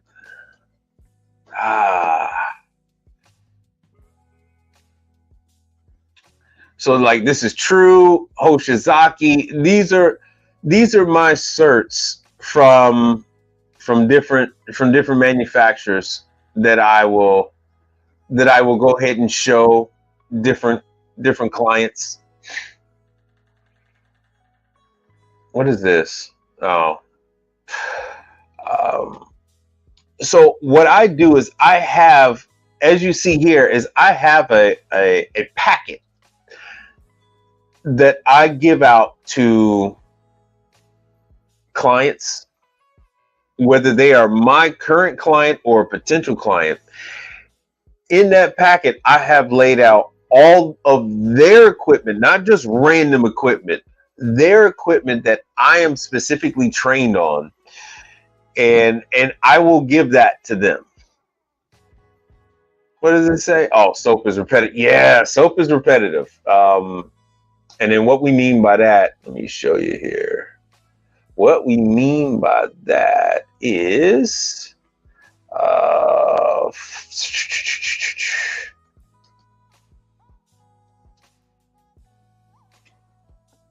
So here's the different chemical that I will, I will sell and provide this chemical, and it is a repetitive. It's a repetitive product that you are a disposable product. The word is escaping me, but it's a consumable. That's what I mean to say. It's a consumable. So here's Spartan. So like this chemical, I have clients, they are consuming a gallon of this 5-gallon jug. They're consuming a gallon a week. A gallon a week from this detergent. That's my daughter and her friend. So when you see, well, since you're in New York, I'll show you. What the hell? Why not? We're at the 2-hour mark.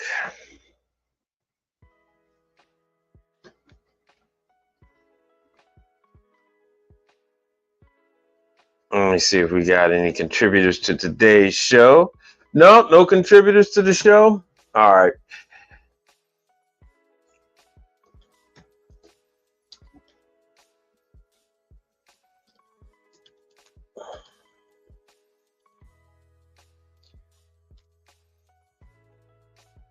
No contributors to today's. Oh, okay. I meant to say New York. Are you seeing this? Yeah, you're seeing this. When you have customers like this, you're going to see them quite often.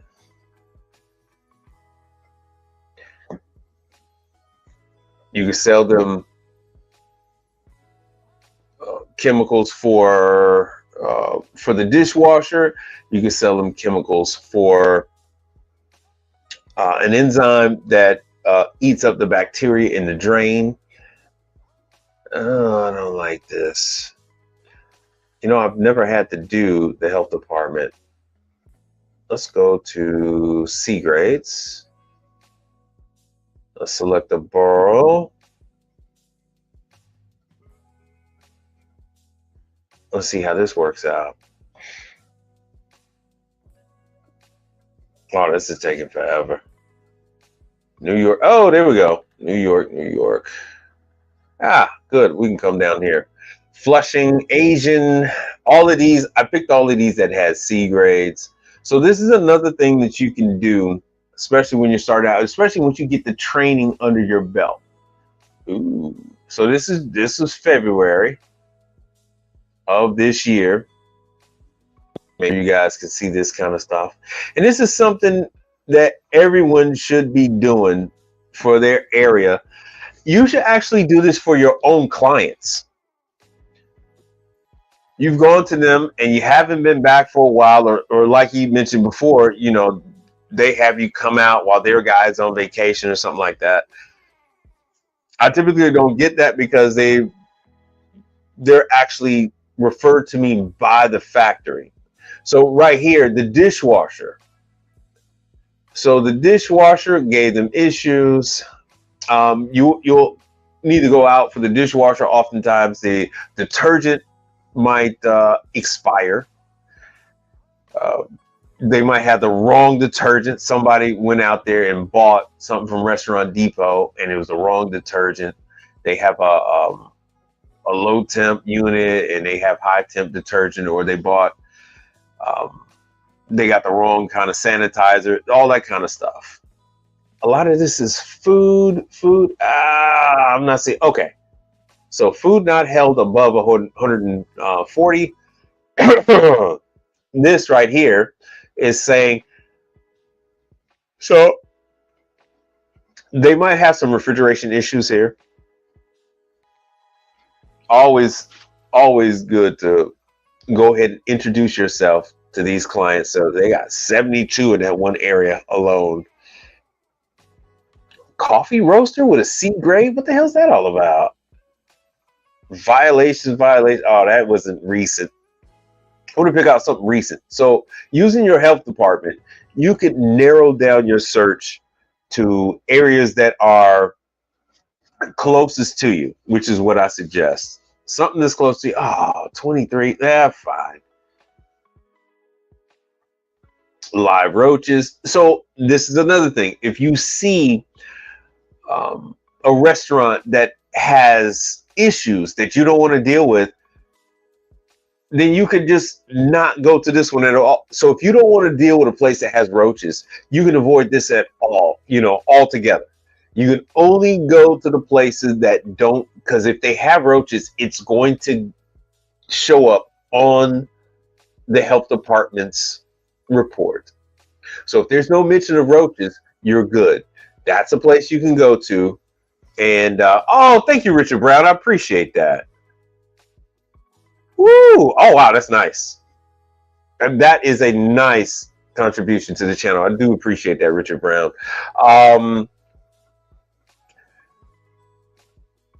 So this is some time ago. They probably took care of this.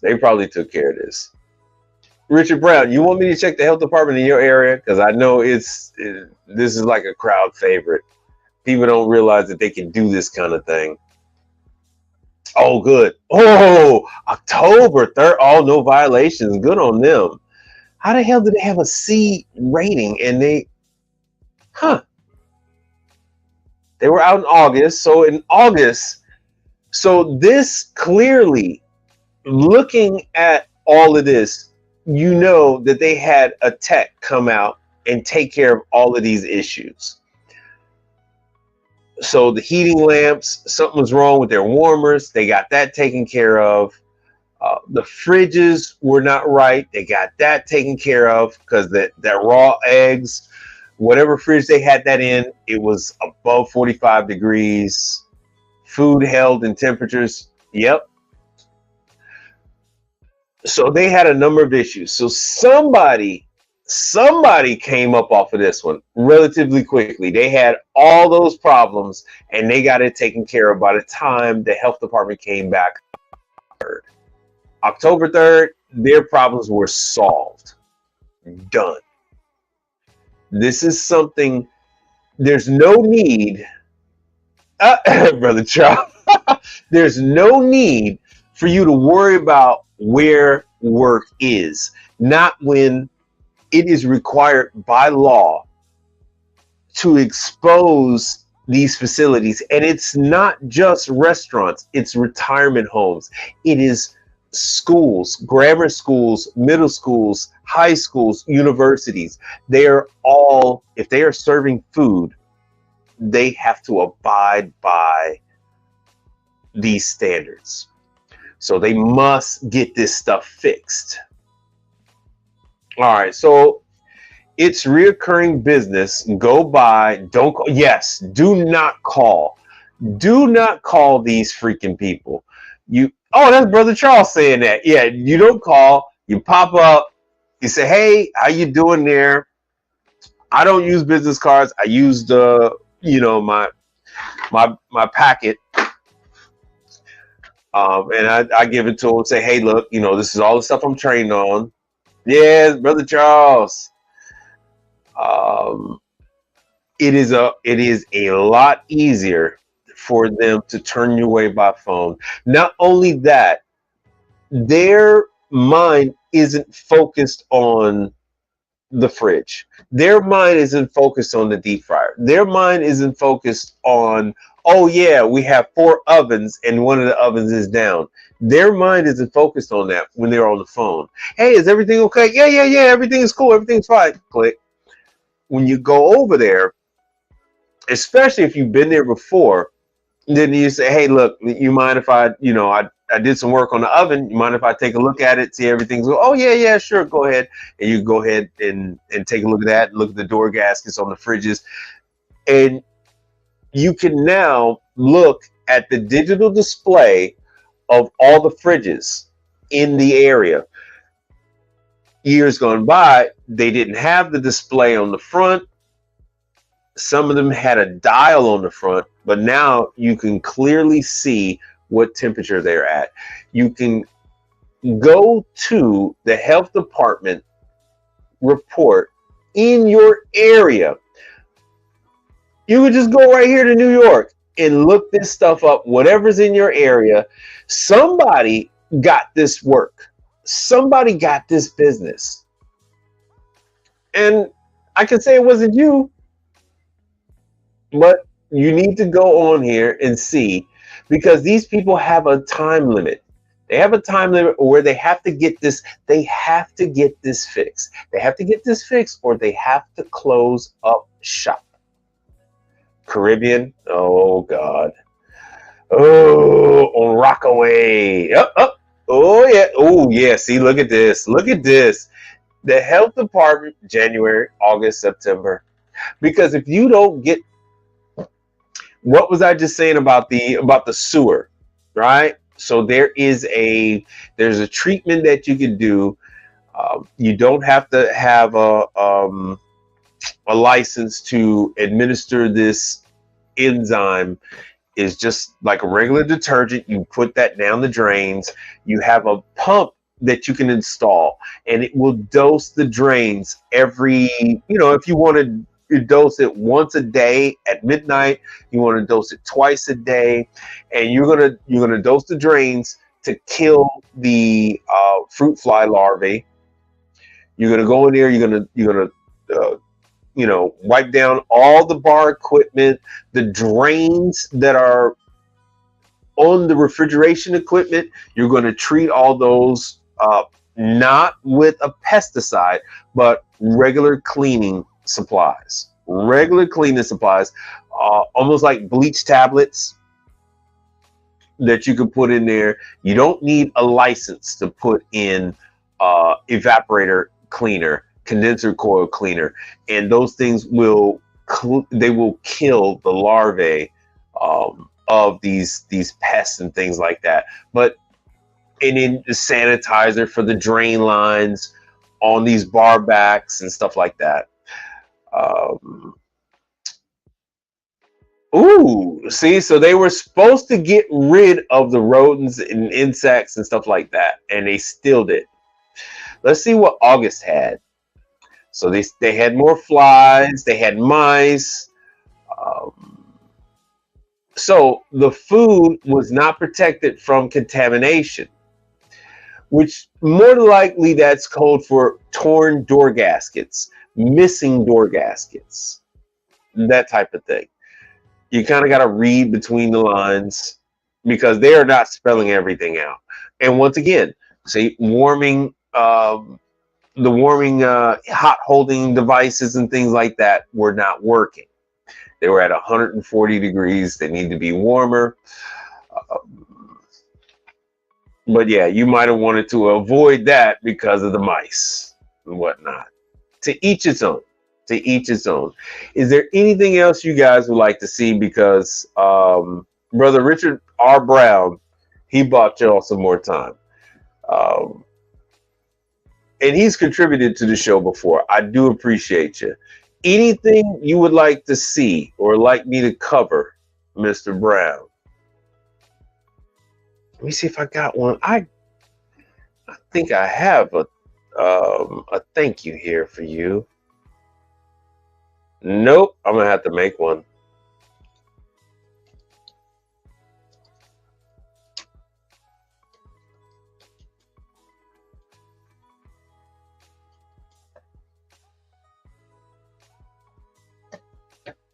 All right, so let's see what else we got. So this is just an example of, if you were working for yourself, you could search the health department. If you're looking for steady employment, $5,000 sign-on bonus, Ecolab, Tech 24, Whaley, Smart Care, everybody's hiring.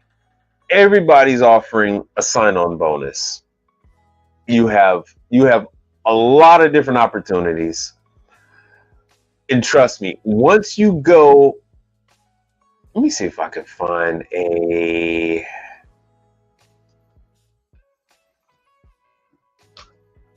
I was actually going to look for Dunkin' Donuts. Nah. All right, Denny's is pretty good with that. All right, let's see what African got. Oh, we got 3. We got 3. I just did an African restaurant. Oh, they were just over there. Oh, all right. So, yes, you can profile these different restaurants. All right. You're not the police. It's perfectly legal for you to profile. Deal with them, not deal with them.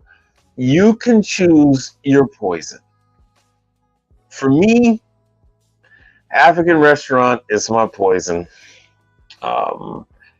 I would prefer an Ethiopian restaurant. To be honest with you, I prefer an Ethiopian restaurant. If I had to pick out of all the African restaurants, I would specifically go with an Ethiopian restaurant.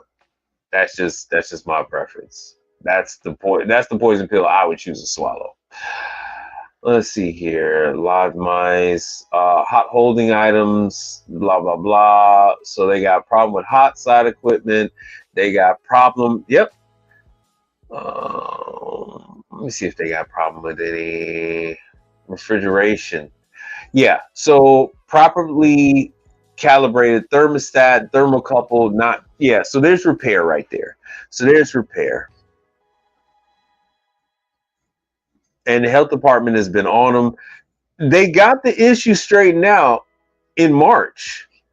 And then they were right back at it in July. Right back at it in July. So this is a repeat offender. You can go back to them time and time again.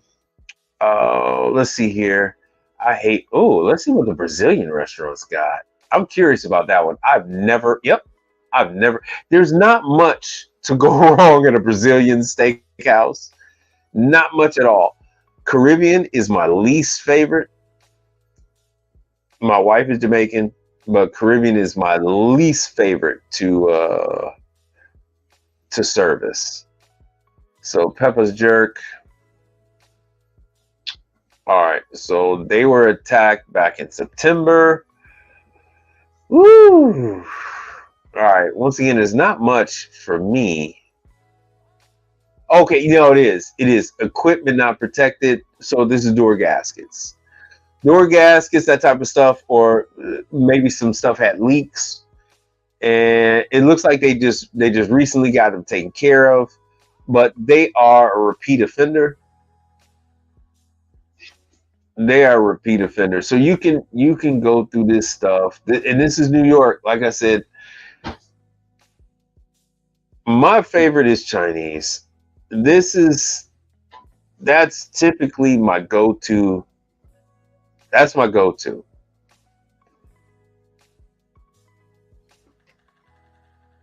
The vast majority of my clientele is Asian. So once again, you have hot side issues. Cross-contamination has got nothing to do with us. Accurate thermometer not provided, blah, blah, blah. On cold storage, hot side stuff, chances are they got some other issues. Backflow. Ooh, so here we go. They didn't have the backflow. No backflow prevention device provided where required. See that? No backflow preventer.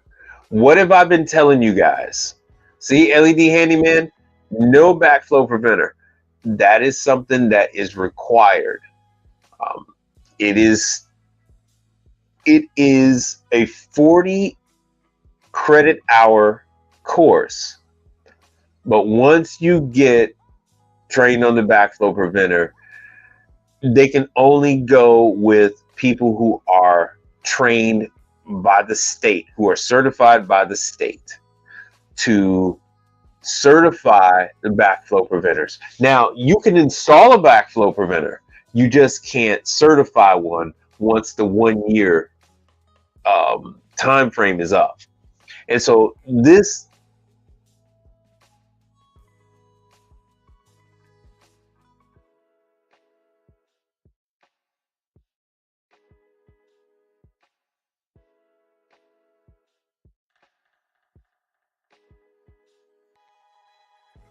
Sorry about that. I hit the wrong back button.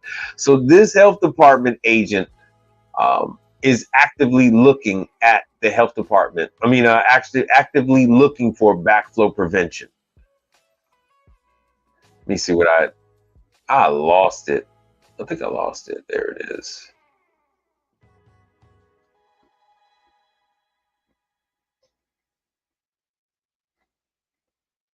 All right, hold on one second. Let me get I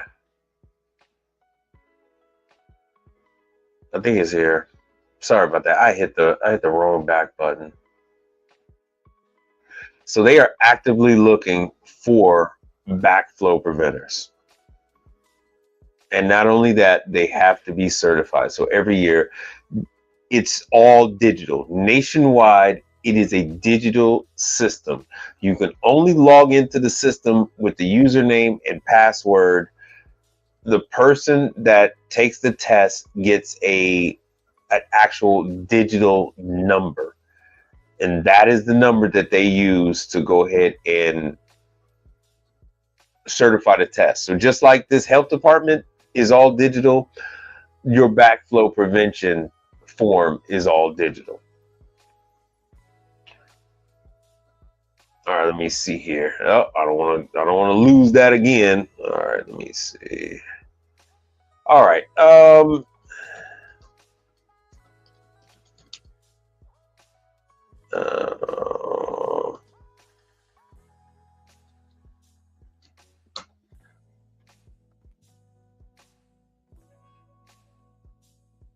Let me see what Orlando's got. Orlando is being a little difficult. Job openings, file a complaint, search disciplinary. No, I don't want to do none of that. Background screening. Oh.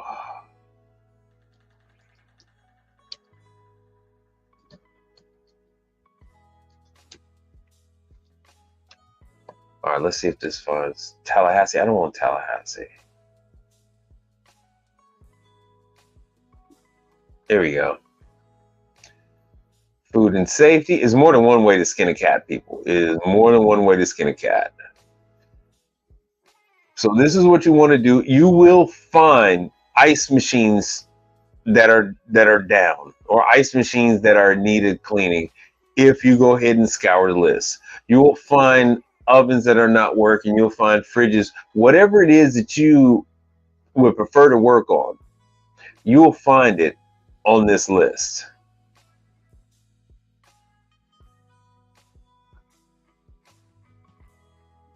Man, Orlando, and this is my first time looking at Orlando's list. And they are not making this easy. Links, no. They are not making this easy. All of this is public information. They have to let you know if your restaurant is safe or unsafe to eat at. Actually, if it is really unsafe, they have to shut the restaurant down. Hold on one second.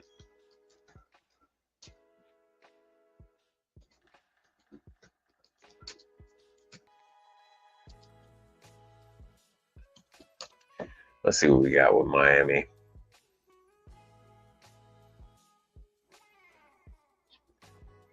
I could have swore I've done Florida before. Okay, it looks like I'm going to have to spend a little time with Florida. It looks like I'm going to find some time so I can figure out just where their list is. While I'm doing that, anybody else? All right, where you got? Check Palm Beach. Yeah, I used to live in West Palm Beach. That's what I'm doing. Man, yeah, I met my wife in West Palm Beach. West Palm Beach, Broward County, Dade. So yeah, I escaped from West Palm Beach, man. Yeah, that's what I'm trying to. Yeah, West Palm Beach, Florida restaurants are pretty bad, to be honest with you. They're doing what they're doing is they're using the newspaper sites. All right, let me see here.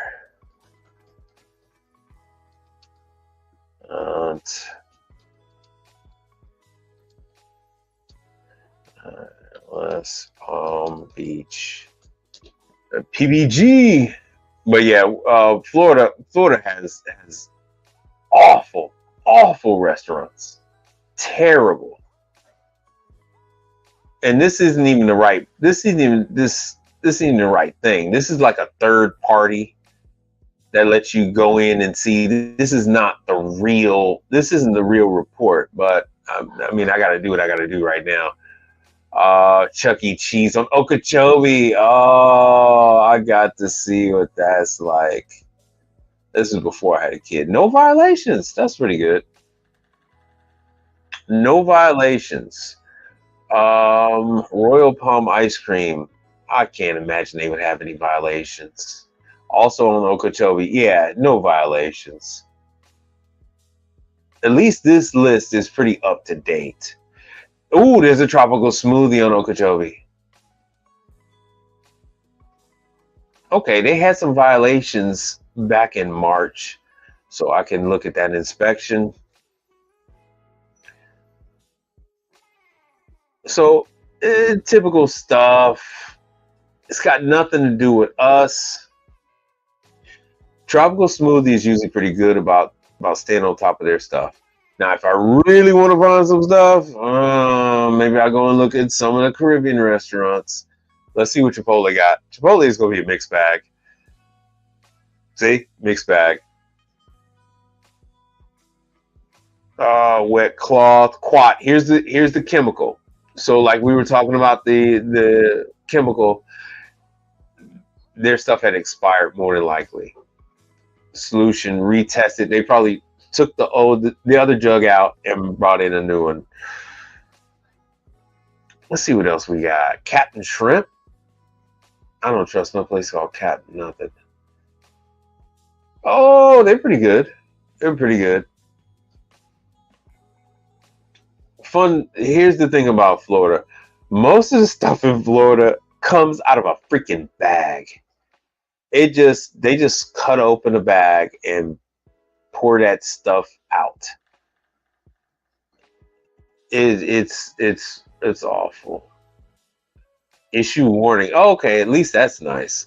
Monroe's of Palm Beach. Okay, here we go. Follow-up inspection is required. So this is from the 3rd. So what do we have here?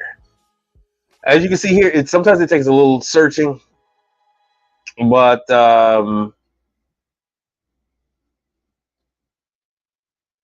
yeah, they have some issues with their steam table, cleanliness, reduced oxygen. Hold on one second. High temperature. Okay, so glass door fridge has some issue. So they have some issue with their refrigeration. Oh, let's see here. They had they took care of the issue with the walk-in cooler, but it looks like some of their refrigeration that needs to get looked at. Let's see what this other one says. Yeah, high temperature. Yep, high temperature. Oh, they fined them. They fined them $800. So this is, like I said, this is nothing to play with. This is nothing to play with. They got to get this stuff taken care of. See, they had some issues. Once again, everything is talking about the walk-in. They would more or less take your information so that they'll have someone to call.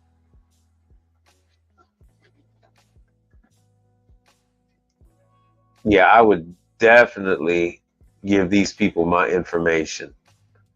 All right, so this is nice. It's letting you know of, let me make sure you guys can see this stuff. All right, cool. All right, so Stroker Review says, why are they bad? You mean why is the food atrocious? Why does the food taste like garbage? Or why do they not take care of their restaurants? So I'll address why they don't take care of their restaurants. So many places in South Florida is like a vehicle for just like a vehicle for making money. So they were making money in New York, and they decided, oh yeah, Auntie, remember when Auntie had that restaurant in New Jersey? So we'll open up the same thing down here in Florida, and they'll have pasta in these restaurant bags, and what they do is they boil the bags to the right temperature. See, so walking marinara sauce, right? So the marinara sauce, they didn't put the dates on it. So you got all this kind of stuff where everybody from their country of origin is doing stuff in a way that is fine for the home, but is not copacetic for a restaurant. Jamaicans can make their food at home. They can thaw out their chicken in the sink the way they want to out in the open. But if you do it in a restaurant, it has to be done in an ice bath. They don't want to change the way that they do things, and the health department is going to come and hit them, right? So you take your frozen chicken, you can thaw it in the fridge. You don't have to set it out in the open and let it thaw out that way. So you either let it thaw in the fridge or you let it thaw in an ice bath. And people don't want to do things the way it's supposed to be done. And then the health department's got to come in and they cite these people. Some of these people, this is their first time. Even though the restaurant might look very nice, it might be their very first time running a restaurant, and their only expertise is that their auntie had a restaurant or their grandmother had a restaurant, and they grew up until they were 12 or 13. They grew up in that family restaurant, and so now as an adult, they're running around with some of their retirement money or their parents' retirement money, and then they're doing this restaurant, and they don't want to do things the way it should be. Walk-in cooler, non-food grade cloth. Yeah, they just do things not. Overcooked vegetables. What the hell is this? Reach in cooler had raw fish stored. Overcooked. Oh, what the hell?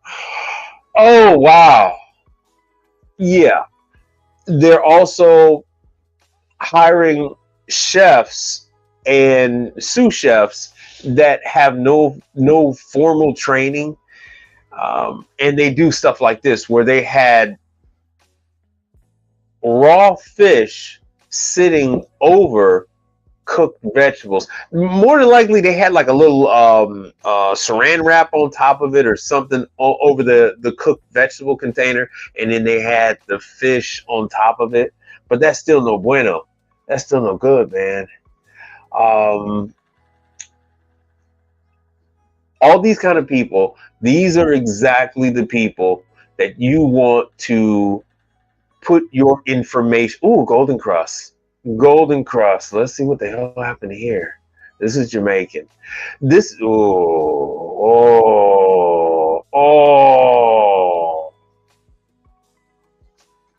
the facility was closed back in 2019.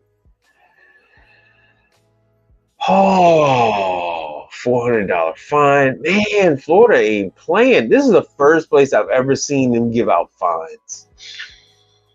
So let me see what the hell Golden Cross is up to in October. So, look at this. They were there on the 2nd, and then they came back on the 3rd. Oh, Florida. You want to know why Florida is bad? You want to know why Florida is bad? The health department got to come every damn day. The health department has to come every day. So once again, you got fridge issues. Codfish is at 52 degrees. Snapper was at 52 degrees. Oh. Now, I just mentioned, right? It's a cultural thing. They'll take the frozen food and they'll slap it on the counter and they'll let it defrost out in the air, right? Instead of putting it in the prep table in a container and letting it thaw out overnight.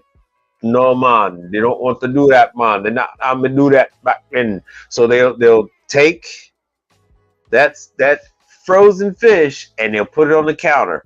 And then when the health department just so happen to come by, they'll check the temperature and find out that damn snapper is at 52 degrees. Oh, so it's a cultural thing. They made them stop. They made them stop selling food due to temperature abuse. And more than likely, the hot side equipment is a mess.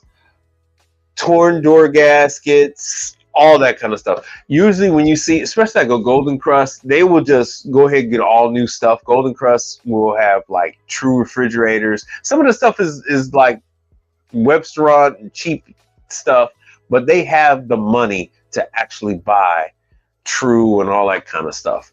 It's just that sometimes these owners don't want to do what's right. Oh, see, so they had to take some stuff to the walk-in. Food out of temperature for 2 hours. Raw pork at 47. Oh, food out of temperature overnight. Like I said, these are the type of restaurants that tend to have problems with their refrigeration, torn door gaskets and stuff like that. This health department employee was so busy with actually checking the temperature of the food that they were prepping. They didn't even go any further. Once they saw that the food was at such a high temperature, they just focused on that. They focused on that.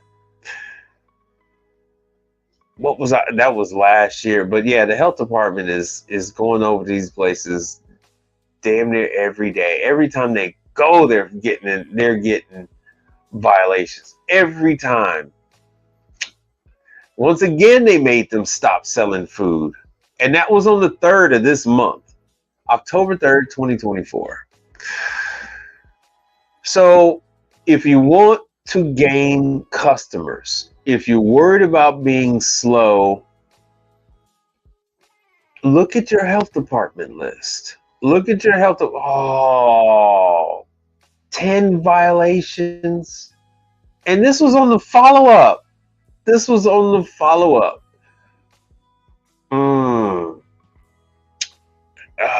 see here. Let's see what we got. Cutting board, build up of food debris. Okay. So their equipment is in bad shape. Flip top cooler lid warning. Whatever the hell a flip top lid is. Let's see here. Management violation. I would still. So if you're not big on dealing with the Asian community, that's fine. There's plenty other ethnicities that you can go to. Here's the IHOP. Here's IHOP.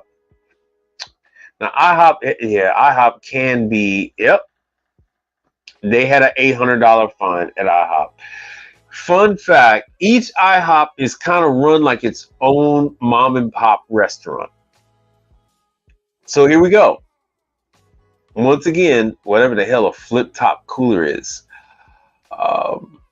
So this fridge is running warm. This is at IHOP. So they got the money to pay you. Another unit Yeah, so you've got refrigeration and some of there's quite a bit of Hoshizaki refrigerators and freezers at these IHOPs. Not just the little R600 unit at the front, but right behind the hot side, right behind the cook's line, you have they typically will have at least 1 or 2 pieces of upright Hoshizaki equipment. And this is high priority. What date was this? This was October 2nd. This was October 2nd. Today is what, the 7th? So there's plenty. So they got that taken care of. So they called somebody out and got that taken care of. But that could have been you. That could have been you. All right. So we're at almost at 3 hours, 2 hours and 48 minutes. Have my contributors to the show. Thank you very much. Anything else you guys want me to go over before we wrap this thing up? Because I had only planned on an hour and we're approaching 3 hours. I do thank you all for being here, hanging out with me.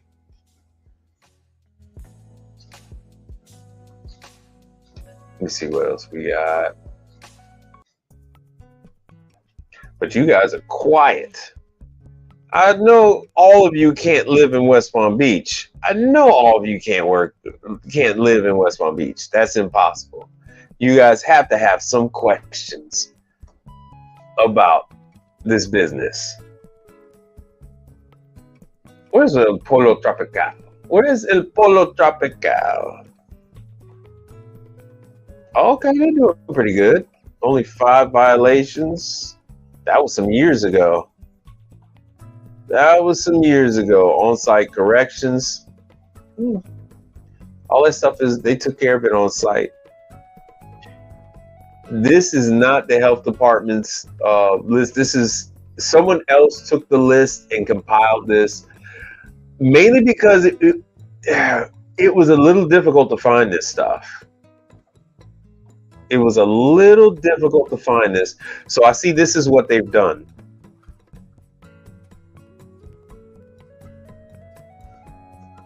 Oh, I hate Marriott. Let's see what they got. Let's see what Marriott's got going on. Marriott. Oh, they had some fines. Let's see what the hell Marriott had done. Let's see here. This is some time ago, but where there's smoke, there's fire. Yeah, so they had cook's line issues, prep tables, flying insects. Oh, dish machine. Insects flying around the dish machine. That was Fort Lauderdale. Was that a Dunkin' Donuts? Dunkin' Donuts. Dunkin' Donuts is not. Oh, I see the. Let's see here. Let me go back to that list. I forgot. So I have looked at Florida's list before. So they have up here. Oh, Dickey's Barbecue. I've talked about Dickey's Barbecue.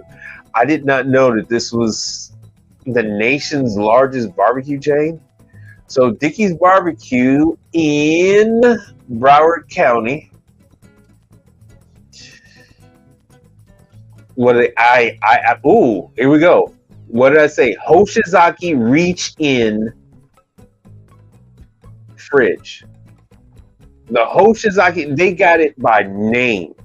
That's just how prevalent Hoshizaki has been with their refrigeration. An executive leaned over and talked to me. Like, he didn't know who I was. At least I don't think he knew who I was. But he reached over and he told me, he's like, yeah, we are. I mean, they were slinging.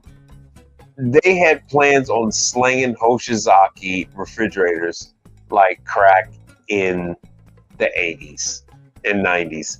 They are just pushing these things at such an extent. The reason why they're pushing it is because it's all money for Hoshizaki. I can speak like this now. Hoshizaki doesn't make any of these units. Other people are making it for them, with the exception of the Honduras plant. They own the production of the Honduras, the refrigerators coming out, the merchandisers coming out of Honduras. But the reach-ins, all those kind of things, those are made by other people, and then they slap the Hoshizaki name on it. So everything Hoshizaki does, they're using their sales force to push those units out there and just rake in the dough, just rake in the money. That is their cash cow. They really can give a damn about the ice machine. They are slanging these freaking units like dope. So you see here, drips from condensation. All right, so they got some AC problems. That's for you AC people. AC problems, temperature issues with these fridges. So they had to take it from the fridge and move it to the freezer for a quick chill. Who is this again? Who is this again? Who is this? Dickey's Barbecue. Okay, so I had no idea. I've never been in a Dickey's Barbecue. We have a number of them here in Houston. I had no idea they had Hoshizaki equipment. Fun fact, if they have a Hoshizaki fridge or freezer, they more than likely have a Hoshizaki ice machine. And it's really unusual. We haven't seen any indication of dirty ice. This is wild. I've looked at all these units and no dirty ice machines. But just know that if the health inspector is out there, yeah, this health inspector's been on this Dickey's Barbecue, man. They even find them. Small flies, high priority, blah blah blah. Cold. Okay, so once again, fridge issues from way back. So they are a repeat offender. Oh, here we go. Ice chute soiled. So where there's smoke, there's fire. It is really difficult. So this means that this is up on a soda dispenser.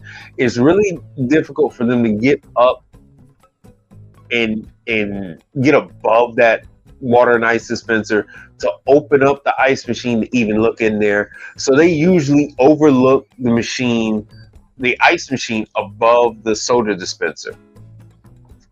Like I said, this is all your way in. So this Dickey's Barbecue is a repeat offender. They are fined year after every year. They get fined. Every year they get a fine. Every year. The health department was there twice in March, twice in May. Now they're September, and they had 7 violations in September. This goes on and on and on. Oh, there's a Polo Tropical. Oh my God! When I lived in Florida, Polo Tropical commercials come on the radio. Every other freaking commercial is a Polo Tropical. What was this? This was July. So they were there July 25th and then back the 26th. Sanitizer bucket. Let's see here. Insect control device. Working containers. Prep sink. So it's mainly bugs. Let's see what they have here. Spray bottles. So there's our soapers. We're talking about soap. Not labeled. Oh, here we go. Temperature issues. Hot holding. So they have some equipment issues. I have no idea who is taking care of Polo Tropical, because Polo Tropical is a very large chain. I would still put my hat in the ring, especially when they have the health department going by like this. And if they're hitting one, I guarantee you they're hitting up all the Polo Tropicals in their area. Ooh, oh damn. Let's see here. So, like I said, I'm on here with you guys for 3 hours. I know that this is a favorite. I know that this is a favorite, Mad Chicken. But this is what you can do with your. So here was the $640 for 4 violations.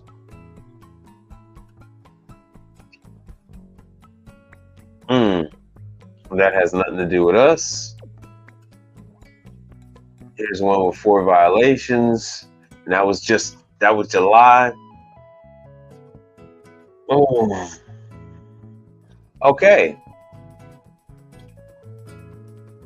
So this is saying right there that stuff is no longer frozen. Yeah, so they had a problem with a freezer unit. Once again, your AC guys, they had a hole in the ceiling above the 3-door cooler. All right, once again, food not at the right temperature. It's not hot enough. When you have these heating elements, there are a number of cow rods in these heating elements, these heating lamps that are above the food, and they tend to ignore when at least 1 or 2 is out. They think they could get by with the heat from maybe just 1 or 2 rods. So that is typically what you'll find, and it's nothing more than a burned wire.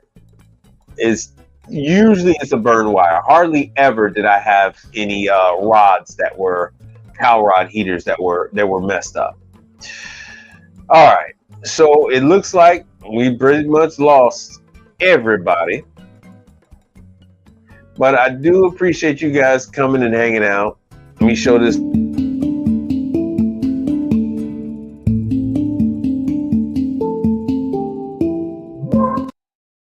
Fun fact, Learn to Trade is up to almost 1,500 subscribers. Congratulations on him. Doing a phenomenal job.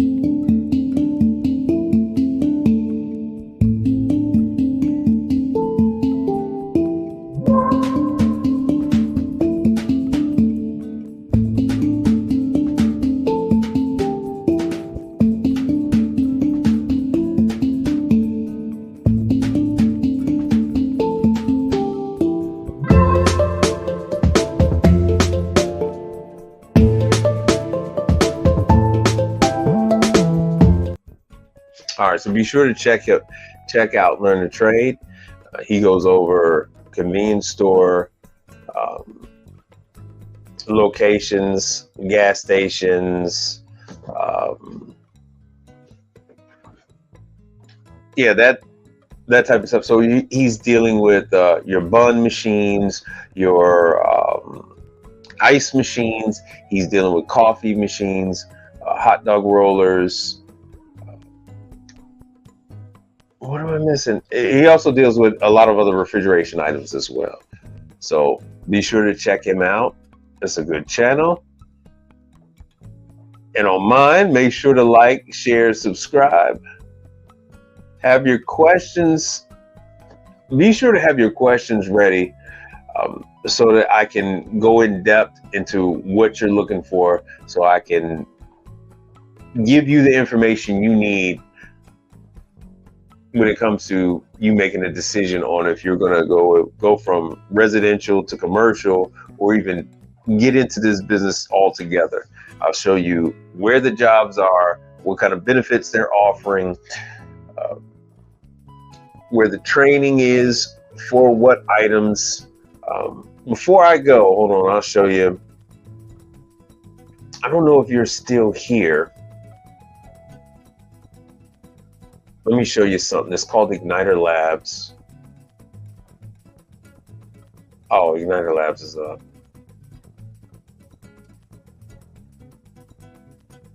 All right, so let me show you this window.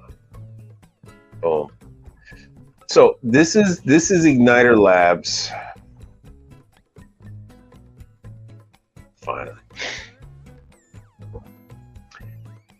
If you're transitioning from residential to commercial, if you're interested in learning about the equipment that is in McDonald's, Burger King, Wendy's, Taco Bell, this Learn to Trade has its program, and then Igniter Labs has a program as well where you can learn. Learn to Trade is going to teach you about microwaves and turbo chef speed ovens, and Igniter Labs also has this stuff. It is like a tech support in your pocket. It will go over the different issues, give you part numbers, that type of thing. But not just that. You have your error codes and all that kind of stuff. It tells you what's what. But not just that, but you have deep fryers. You can even go a little further in depth with this. Let me show you like equipment type. So there's the warming. This is the equipment for Wendy's. This is their hot and crisp holding station. Yeah, I don't have this anymore. You have the access to all the documents. There you go. So I don't know if you're still here or not. If you're still here, hold on one second. Let me see what that says. Yeah, I know. I'll save it for the next one for you guys that haven't seen it. So this says you have all your PDFs. There's the owner's manual and all that tech guide. No, I don't want to do that right now. So everything you need for Wendy's, McDonald's, Burger King, all the different brands. Here's your steamers for like Jollibees, your steamers for Firehouse subs, that type of stuff. Your bun toasters that are in McDonald's and Burger King by AJ Antunes. All your tech guides, all that kind of stuff. So this alone is a whole another live stream where you go over the error codes and it tells you what the part numbers are. Tells you what the part numbers are. They're supposed to stay up to date with these part numbers. I'm gonna actually check into that and see if some of that stuff is there. So it tells you what the different fault codes are. This used to be in an app, but now they just made it where you could use this on your tablet, you could use this on your phone or a laptop. It is no longer a standalone app.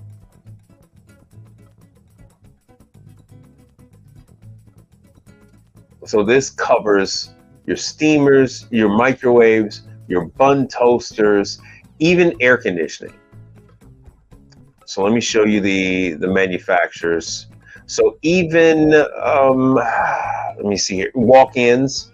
So international cold storage. So this goes over the controllers for your walk-ins.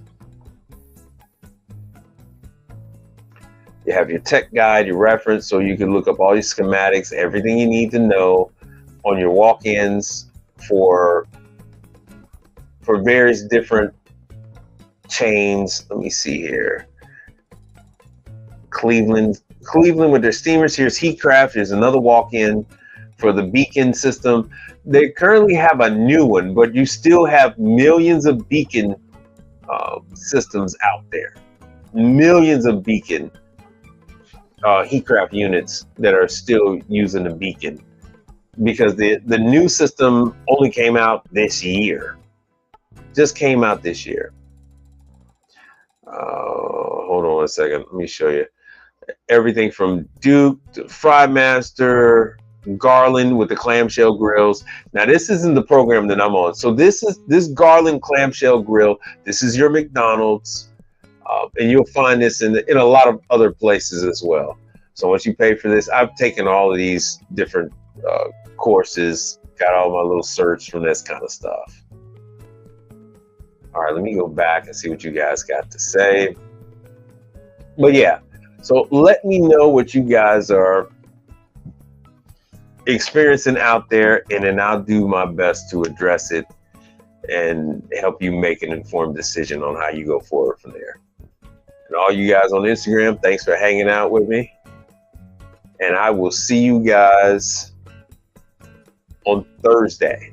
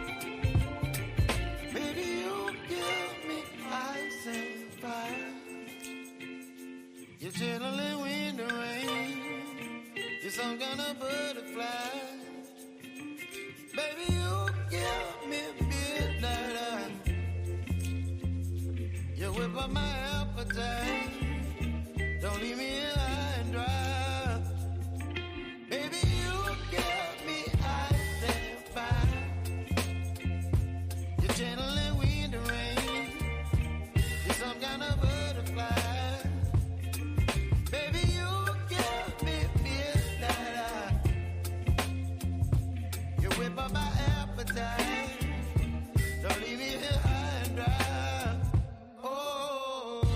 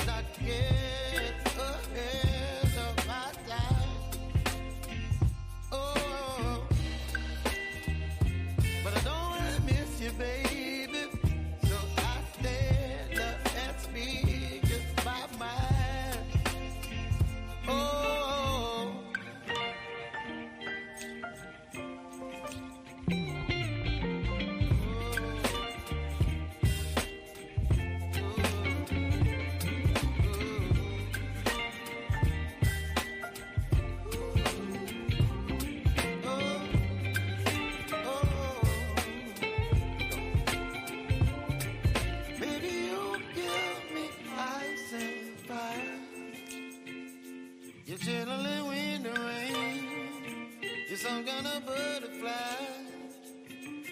Baby, you give me midnight. You whip up my